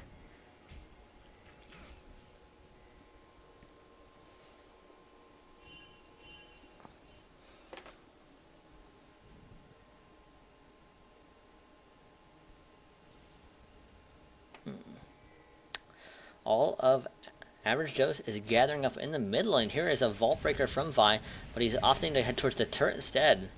And it is going to melt under that damage. It is very easily going to die to Average Joe's. But there is a two-man Bard ultimate. Here is the on the hunt. Stun lands on the Flower, but unfortunately it's not a stun. It only hits him by himself. There's the Zanyas. And Anchor doing his best, causing a lot of havoc in that backline. Flower not quite going down. He does land the snare onto Anchor. Anchor is going to end up going down. Naklak, unfortunately, trying to escape, is not going to be able to get away. There is the Black Shield onto Bugs Bunny, but Bugs Bunny is in a lot of trouble. He gets the Arc up onto Doglike, but he turns to silence, but unfortunately, we're seeing a heal coming out of Doglike is enough to save his life, so that is going to be the team fight going over to God, I've almost forgotten their names, Absolute Zero. So a 2 for 4. All in favor of Absolute Zero. Eric taking the turret up a little bit. That is going to be the first inhibitor turret going down. And that is also going to be the inhibitor going down.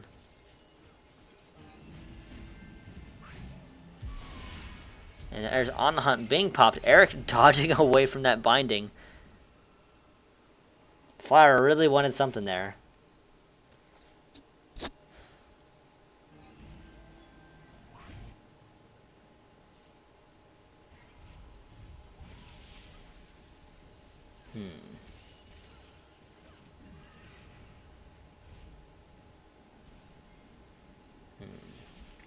St. Baron is still up. No one's really opting to tank Baron. Neither team wants the risk.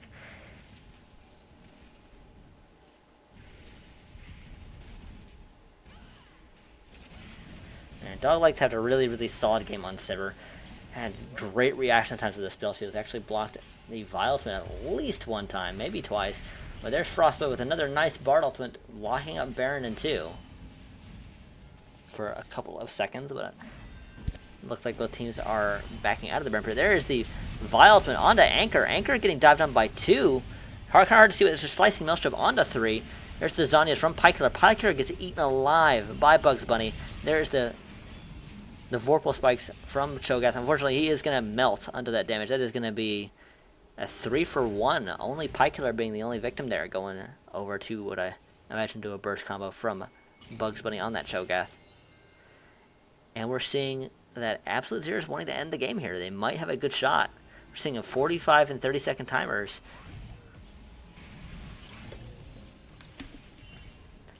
Seeing Anchor and Frostbite doing some damage to Nack to try and push him away from the turret.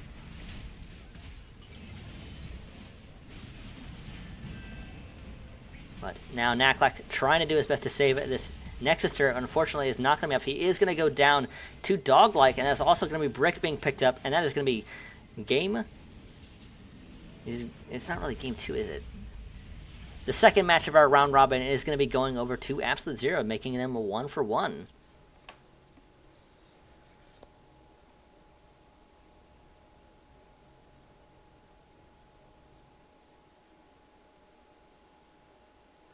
And we are going to be moving on to the last match of the evening, I imagine. If I'm understanding this correctly, I might have to have an admin correct me on this, because we don't do round robins very frequently. Let me go back to the bracket.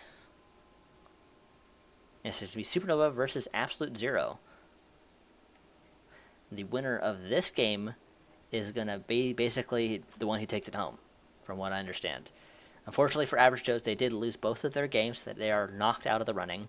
A valiant effort by them to try and take it back. They had a brilliant game that first week.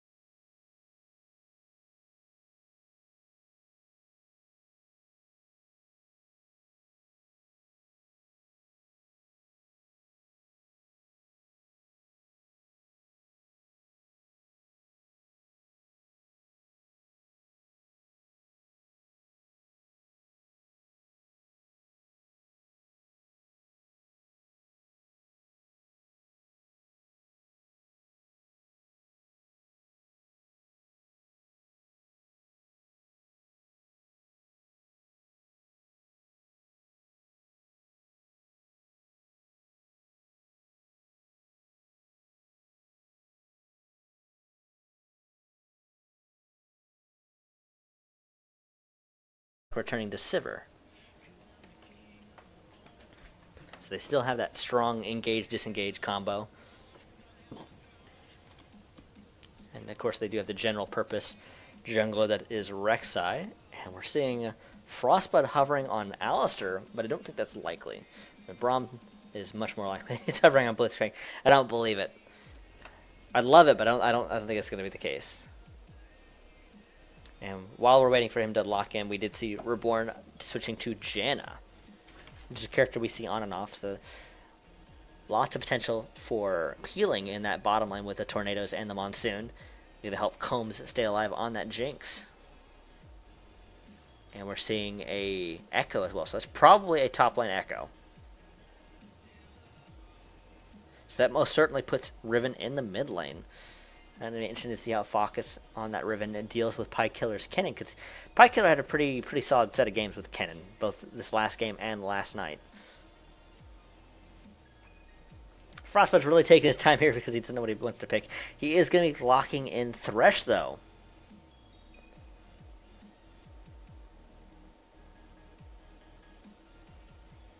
And it looks like everybody is rotating where they're going to be. So I was wrong about the mid lane pick. It's Cavalier is actually going to be playing Riven, and Focus is going to go and be playing mid lane Echo. It's a little unusual because I'm just not used to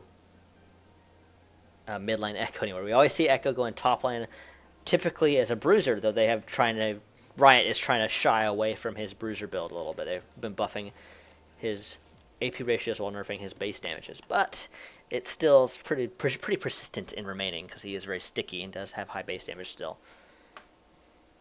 And it looks like nothing else is going to change here. We got about 9 seconds left before we hit our 3-minute delay. And that's it. These are our matchups. At the top one, we got Cavalry playing Riven, facing off against Eric's Gnar. Eric is that the 8th or the 9th? It's the 8th. Eric the 8th on Gnar. So that's going to be an interesting matchup. Assuming Eric can kite safely, he's going to have an okay time, but Riven is one of those characters that just has so much mobility. And if he can get even a slight snowball going, is basically if Eric's ever in mini-Gnar, which is, most of the time, he's going to have a really rough time dealing with the level of burst that a fed Riven can deal out. In the jungle, we got Combs making a return to Zac. It is a character we've seen him on in the past.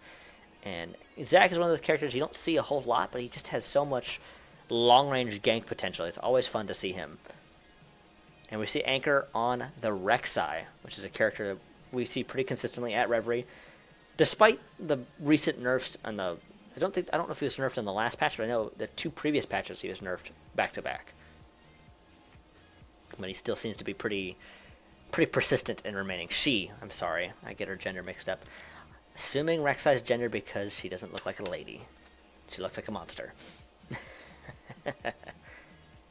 Giant bug monster. In the mid lane, we got Focus, who's a new face on Echo, facing off against Pykiller's Kennen. That'll be interesting to see, because Pykiller plays a pretty good Kennen, and I have not really seen Focus before, so it's going to be interesting. In the bottom lane, which is certainly last but not least by any means, we have Philly returning to Jinx, and Jay Reborn on the Janna. And they're facing off against Doglike on the Sivir and Frostbud on the Thresh. So it'll be interesting to see how Frostbud plays a Thresh instead of a Bard, because I've mostly seen him on Bard, where he plays pretty overall solid play. So I look forward to that, and with that, we're going to be entering a small, tiny commercial break, and we'll be back shortly, guys. Don't go anywhere.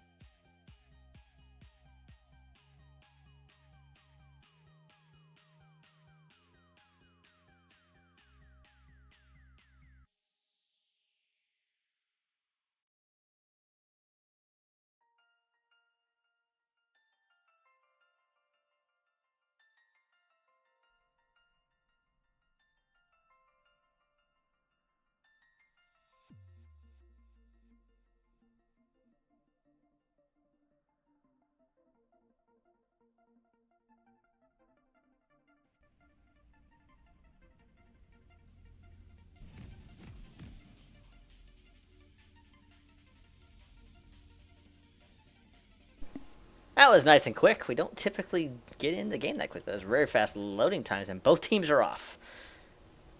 Reborn is slacking a little bit. And we make fun of Reborn. It looks like both teams are spreading out. We're not seeing any level 1 shenanigans like we saw last time. The mostly looks like a standard line of scrimmage, except a little bit of a discrepancy on the bottom side of Supernova, where we see Combs is opting to stay near his bottom lane where they are at. There's a ping on that bush where they don't have anyone. We're seeing Reborn and Philly make their way down that way. And it's a yellow Zac. Assuming that's one of the chroma skins. We're seeing some wards in the river being plopped down, I guess you could say. And both junglers are going to be starting at what looks like to be Krugs. It'd be interesting to see if Doglike and Frostbud try to do Gromp here. They very easily could. They're in the position to do it. But they have a few seconds to decide if they want to.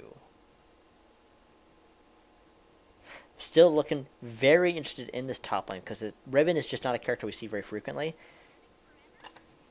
And somebody who knows how to do all the animation cancels and combos with Riven can be a huge threat to somebody on a squishier character, because you just can't get away.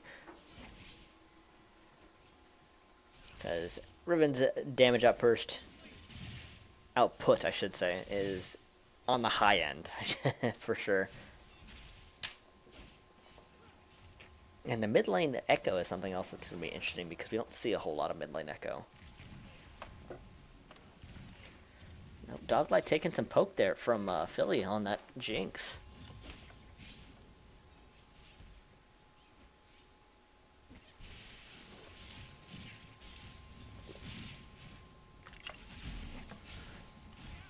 Oh, Falk is taking a turret hit, though. He does get stunned up a little bit, so not quite what he wanted. He does have the CS lead for now, but I don't know how long he can maintain that with that health. He's going to be forced to use his biscuits.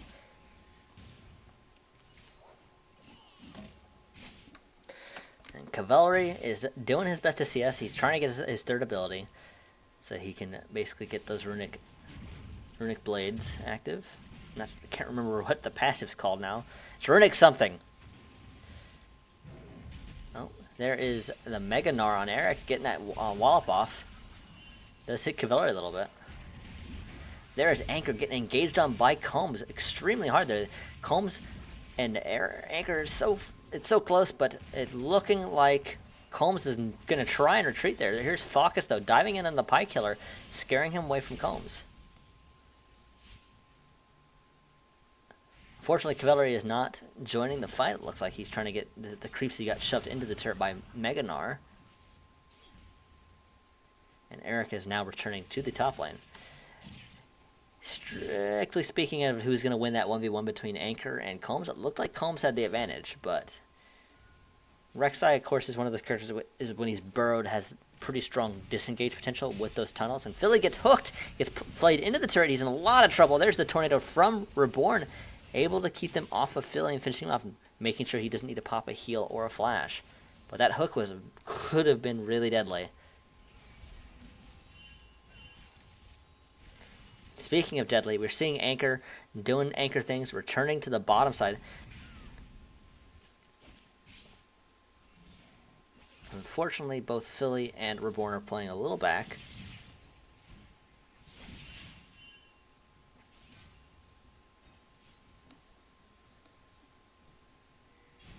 And we're seeing Anchor's really wanting to gank this bottom side. Here he comes. Here's Frostbud being really aggressive with the flay and the lantern. He gets the hook onto Philly. Actually hooks Philly after he flashes, making sure that he can't go anywhere. So that's a very nice play by Frostbud. Both seeing both Eric and Cavalry are about the same health, but Cavalry has opted for the longsword and the refillable potions, which he has used. It'll be interesting if Anchor continues this pattern of going bottom side, because this is one of the things he likes to do. We've seen it in past games.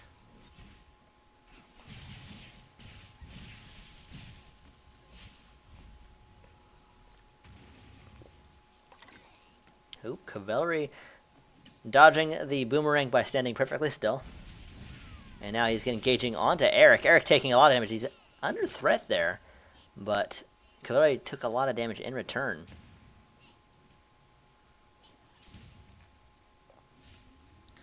Eric needs to be really careful here. He is in lethal range of Riven.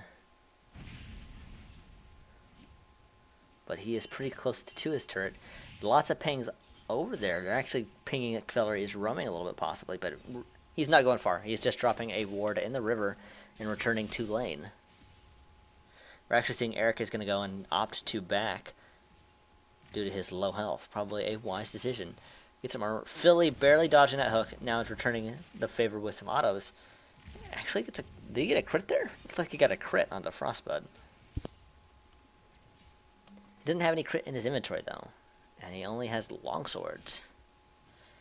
And there's Eric returning to the lane with a giant spell. That's going to make him a lot harder to burst down.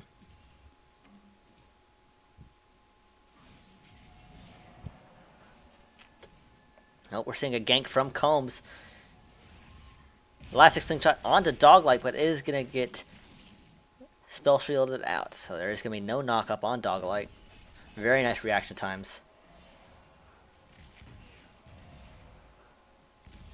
Yeah, that's definitely a possibility. 1% crit rune is not unusual for anyone. Something we do see occasionally. Oh, Cavalry and Eric are going at it. Cavalry has his ultimate, but he is in the middle of a mini wave. There's Focus though, and Cavalry flashing in onto Eric. Eric returning the flash on his own. Now Anchor diving in onto Focus. Here comes Pykiller using his teleport to his advantage. Focus trying to flash out. He gets stunned up. Looks like Cavalry is going to be fine, but I don't know if Focus can get away from Pykiller. It looks like he's going to be able to. He has Combs for support now as well. And Philly dodging out another Thresh Hook. He's probably not wanting to have a repeat of the last Thresh Hook, because he got hooked 2 times in a row, basically. One under the turret, and then one during that gank when Anchor came to bot side. Both top hunters popped their flash there. It looks like Cavalry is working on that Black Cleaver.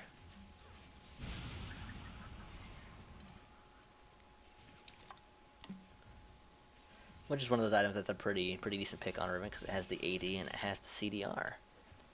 2 stats that Rivens love.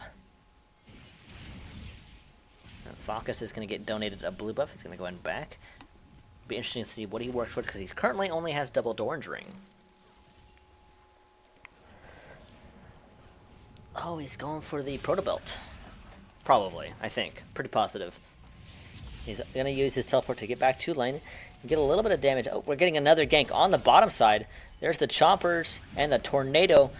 Philly might get away. There's the flash from Anchor. Philly getting... Excuse me. Getting hooked up during that knock-up. They're very easily going to secure that kill. So nice synergy between Frostbud and Anchor again. Looks like if they want to avoid that, they need Reborn to kind of roam up into that jungle area and drop a ward down in that tri-bush. That's like the only thing I can think of to prevent that, because that's a really rough gank to avoid without a flash. And now Reborn getting hooked under the turret. And now he might be... No, he's fine. There is the rocket coming down, but unfortunately it's a full health Anchor, so not enough to do all that much, unfortunately for him.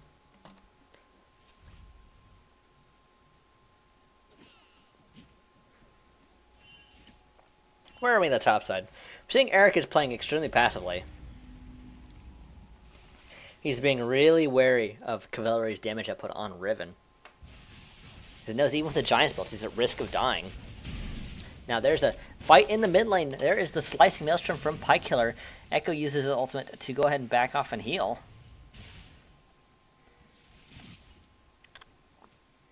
And we're seeing Anchor has used his ultimate to show up near mid lane. He's actually taking this opportunity to roam to top side.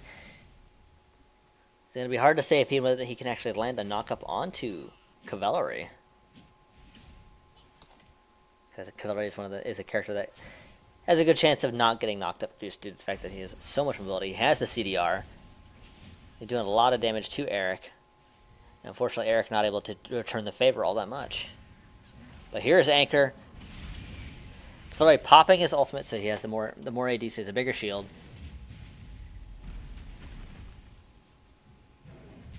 Gonna go ahead and dodge the wall pretty easily.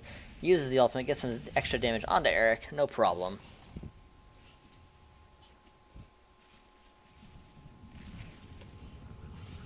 So a good attempt by Anchor, but that's gonna be a very hard lane to gank without what I imagine maybe a frozen mount from Eric. It's the only thing I can think of to help slow him down. Ooh, Eric getting out of the way of Cavalry with the leap. And we're seeing Supernova trying to start a dragon here. No, Frostbud forcing Philly's flash again.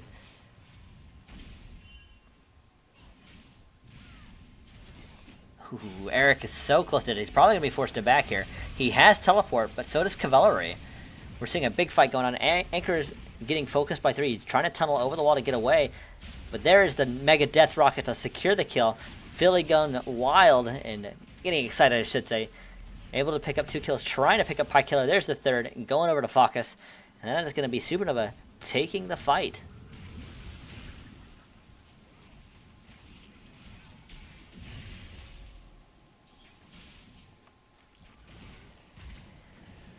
So that puts Supernova...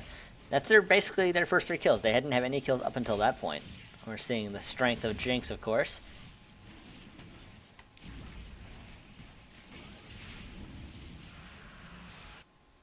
And now everybody is taking this opportunity to pick up Dragon and go back to lane. That puts Supernova in the lead. They have a 2k gold lead, 1 kill, and 1 turret lead.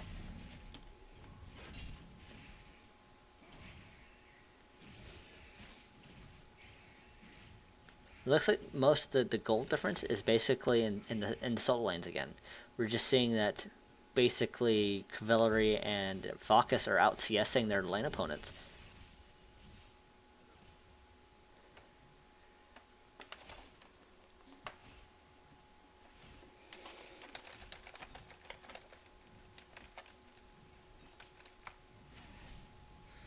And now Focus is back to mid lane. He's scaring off Pie Killer away from the turret.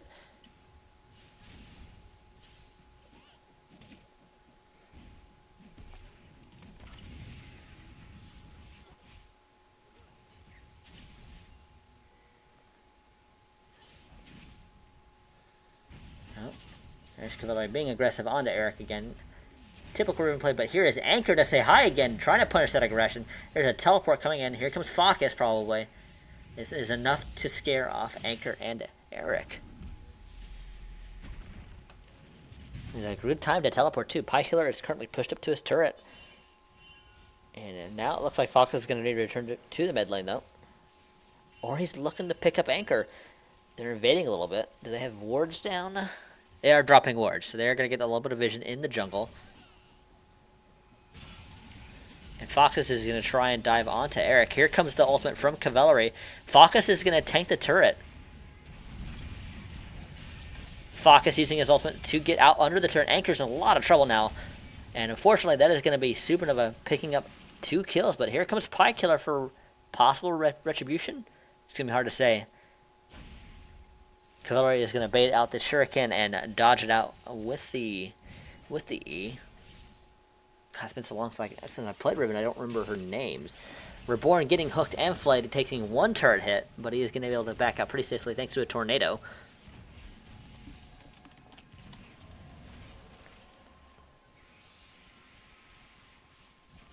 And there is the Rek'Sai ultimate to the mid lane, trying to make sure that this wave doesn't get pushed up into the turret too hard. No one wants to miss creeps, but here is Cavalry and Pie Killer in the mid lane, but Cavalry is going to go ahead and continue backing. Changes his mind. Probably almost has enough for Black Cleaver. So this is what he's working for. There it is. He has the Black Cleaver. And more swords, because Rivens love swords.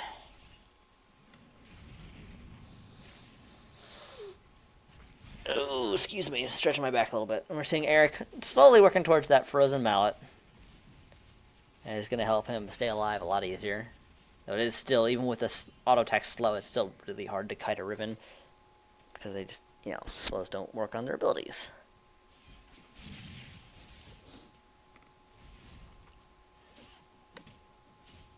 And in the bottom lane, we see Doglike has finished his Essence Reaver.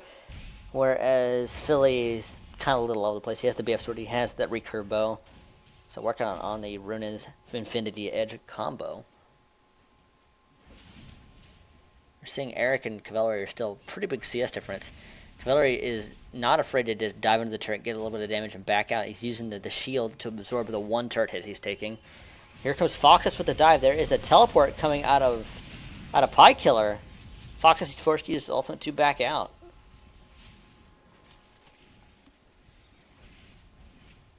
We also saw Cavalry use his ultimate and his teleport. He also just used his flash to try and get onto Frostbud.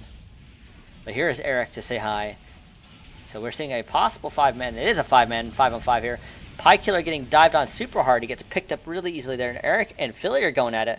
But Philly is able to scare off Eric. Eric trying to flash away, but he ends up flashing into the rest of of Supernova's team. That is going to be a kill going over to Focus. So a 2 for turret. And the rest of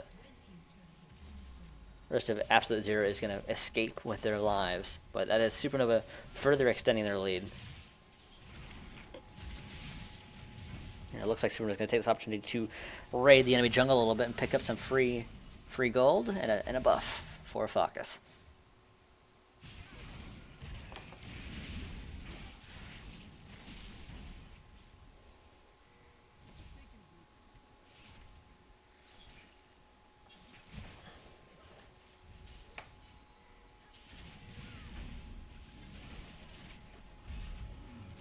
Well, Reborn's in trouble. Anchor manages to find him. They are actually going to be able to force his flash. Hopefully Reborn learns that that's not necessarily a great spot to back when there's a Rek'Sai who can come to the wall right there. Now, Combs opting to try and save this turtle, but he dives in, but he gets flayed back. It's a nice play by Frostbud. But here comes Focus. He has finished his proto belt and is working on a Sheen item, probably a Lichbane.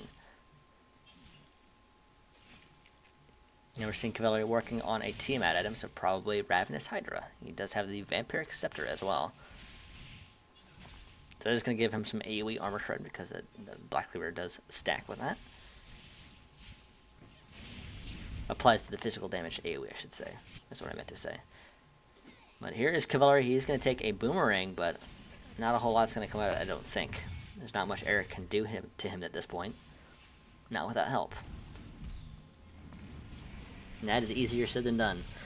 And next dragon is up, and it is being started by Absolute Zero. But unfortunately, they're not getting the help they want, so they're going to go ahead and back out while Supernova gets a ward down.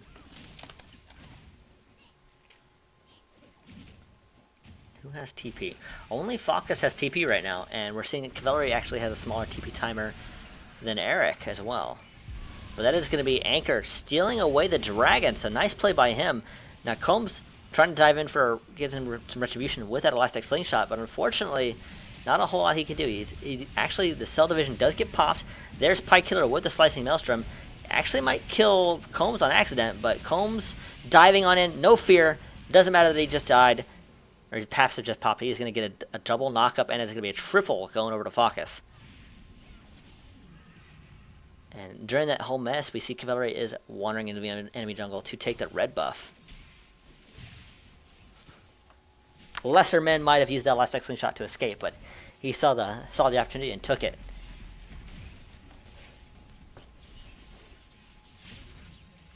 No fear, as a true tank should be. We're actually seeing he's opting for a Rylai's, so he's going to have higher burst damage output as well, and with more slows. That's not the worst choice of items on Ozak, but it's definitely interesting. It's not like he can't use health or AP. They're both useful on him. And that is two turrets going over, two more turrets, I should say, going in favor of Supernova. They have control of this game. The score line isn't the worst I've seen, but it is still a 8k gold difference at 20 minutes, and that's still pretty significant. Combs almost landing the elastic slingshot, but Frostbow with a brilliant hook is able to cancel it out. So Combs is in a lot of trouble. Eric probably going to go down here. He does end up going down to a flash from Cavalry. There's that damage from a Riven.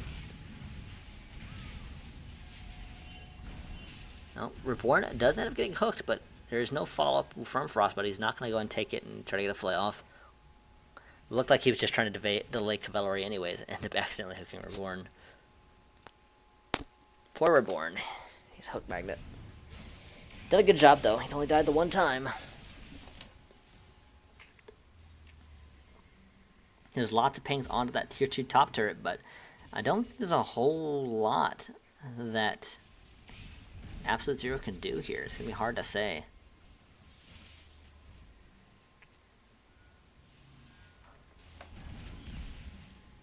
There's a zap from Philly, but it is not maxed first. It does very, very low damage currently.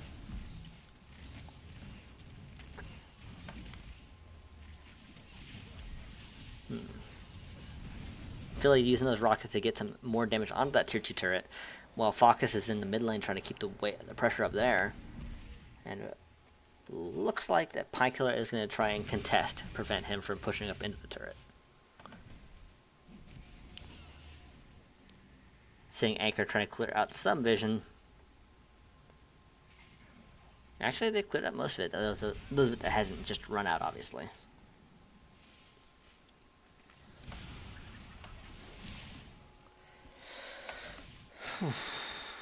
We're seeing Dog-like working towards that Phantom Dancer, where you see that Philly has finished Runas and a Infinity Edge. So, lots of damage output there.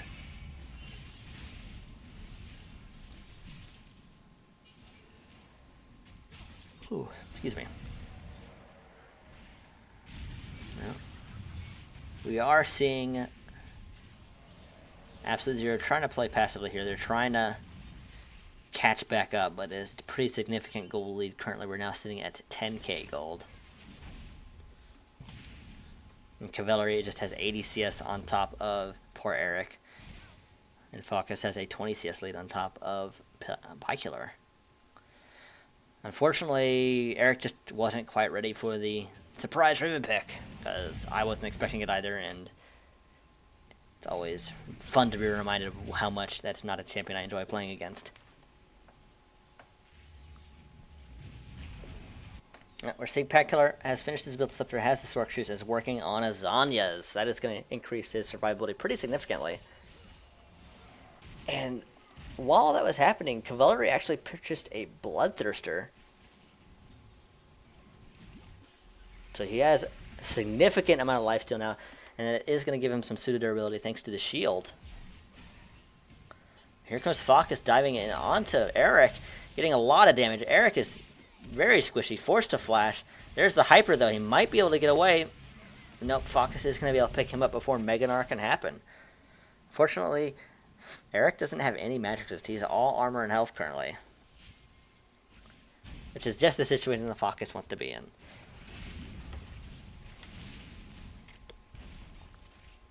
And of course, Cavalry is just going to heal for so much every single time, thanks to the sustain from a Bloodthirster and a Titanic Hydra. Not a Titanic Hydra. He's working on a Ravenous Hydra almost certainly. I guess technically he could build Titanic, it just isn't likely. And we're seeing the first Baron of the game being started by Supernova.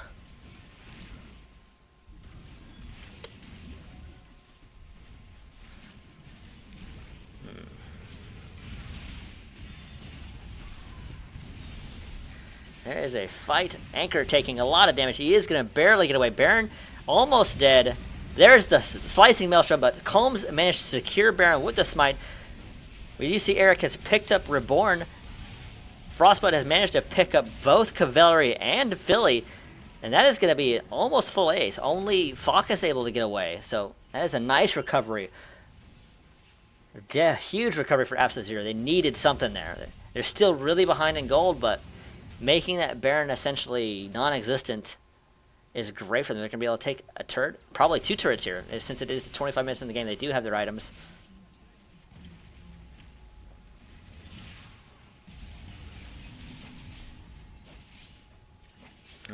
Only Focus left with that Baron buff, though. They're going to have to do their best to try and utilize it. The Dragon is up. We're seeing Absolute Zero trying to rotate down that way.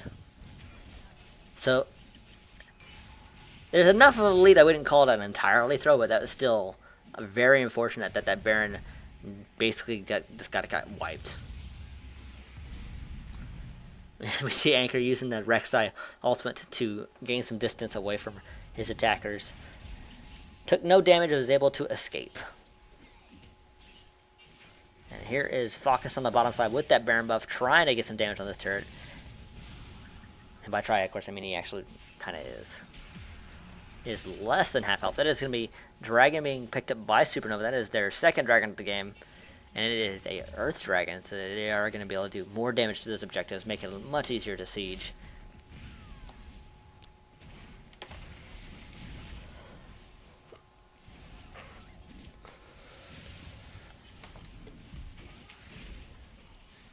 As long as Focus stays alive, they have those Baroned up minions, and it's going to make it a little easier to push it into this turret.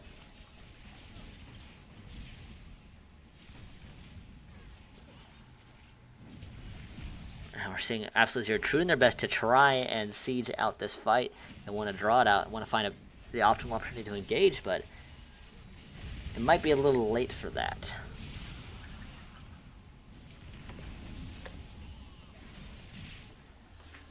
We are seeing the top wave there being pushed out by the side of Absolute Zero, so one of the members from Supernova is eventually going to have to go and respond to that, because it is a pretty sizable wave there. Not so much the side on the bottom way. It looks like the wave is pushing in instead of out.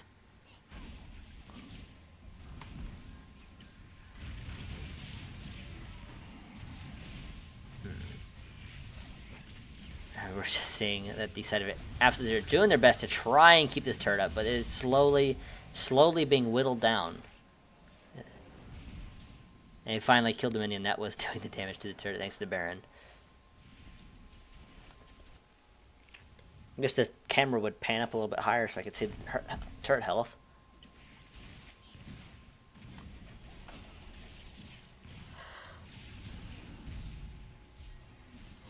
Excuse me. Absolute Zero hanging in by their teeth. It looks like Supernova's actually a little reluctant to try and split push. Reverie is super strong in 1v1s right now. It's almost certainly that no one on the enemy team can kill him at one-on-one. Maybe even 2-on-1, I don't know. Fox is trying to get a trap going, but unfortunately a ward that does spot out his efforts, so he is not able to land that trap that he wanted. There's the Meganar, but no one in sight to slap with the wallop. What is your plan, Supernova? I must know.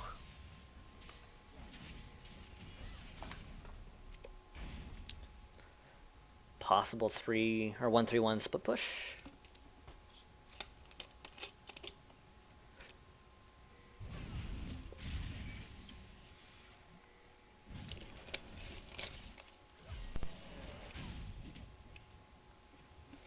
I need to be careful. Cavalry is dangerous. But Cavalry is playing it smart. He knows that he can't 1v5 yet. Just kidding. But he almost certainly can 1v1 anyone that anyone that tries to fight him. We're seeing Combs kind of wandering into the jungle. It is indeed a 1-3-1 split push. We see Focus and Cavalry each in the side lane, while everybody else from Supernova is in the middle lane. Excuse me.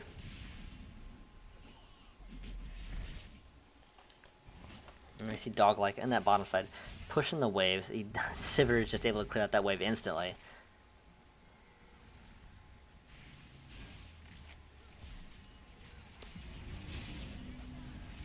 Oh, there's a flay again from Frostbud. Focus taking a pretty significant chunk of damage from Doglike. Those crits.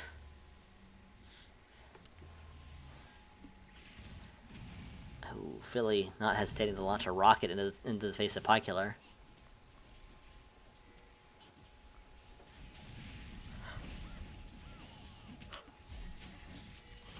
Ugh, excuse me. But, oh no, that is going to be Focus easily picking up Dog-like. And there's the engage from Pie Killer. There's the Slicing Maelstrom onto 3. Lots of stuns going down. Reborn is going to get picked up by Pie Killer. Now Philly's in trouble. He's trying to kite it out. He does pick up Pie Killer. He's maybe get anchored. There's Combs to help save the day. Now it's Eric's turn. Eric is doing his best, but unfortunately there are 4 members just wailing on him. That's another kill going over to Philly. That is a 4-1. Only the support going down for Supernova. I can't imagine that. Wow, they're basically doing a 1-2-1, taking all 3 turrets at the same time. Because Dog-like is going to be respawning soon.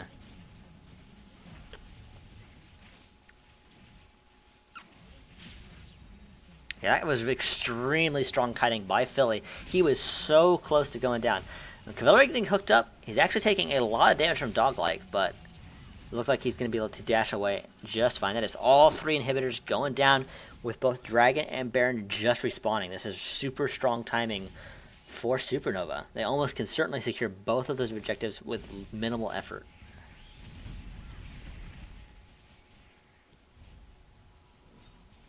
You can you to kill that raptor.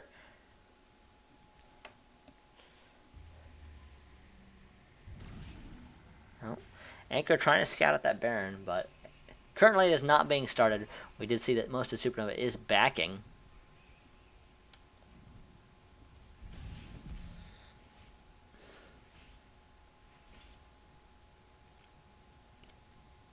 Hidden here, that fight was Combs helping make sure that Philly doesn't go down because Philly was extremely low health. But still, you can't detract from how awesome that kiting was. And now Cavalry is going to have even more sustain. He has finished that Ravenous Hydra, has the Hexmaker still, now has a Last Whisper.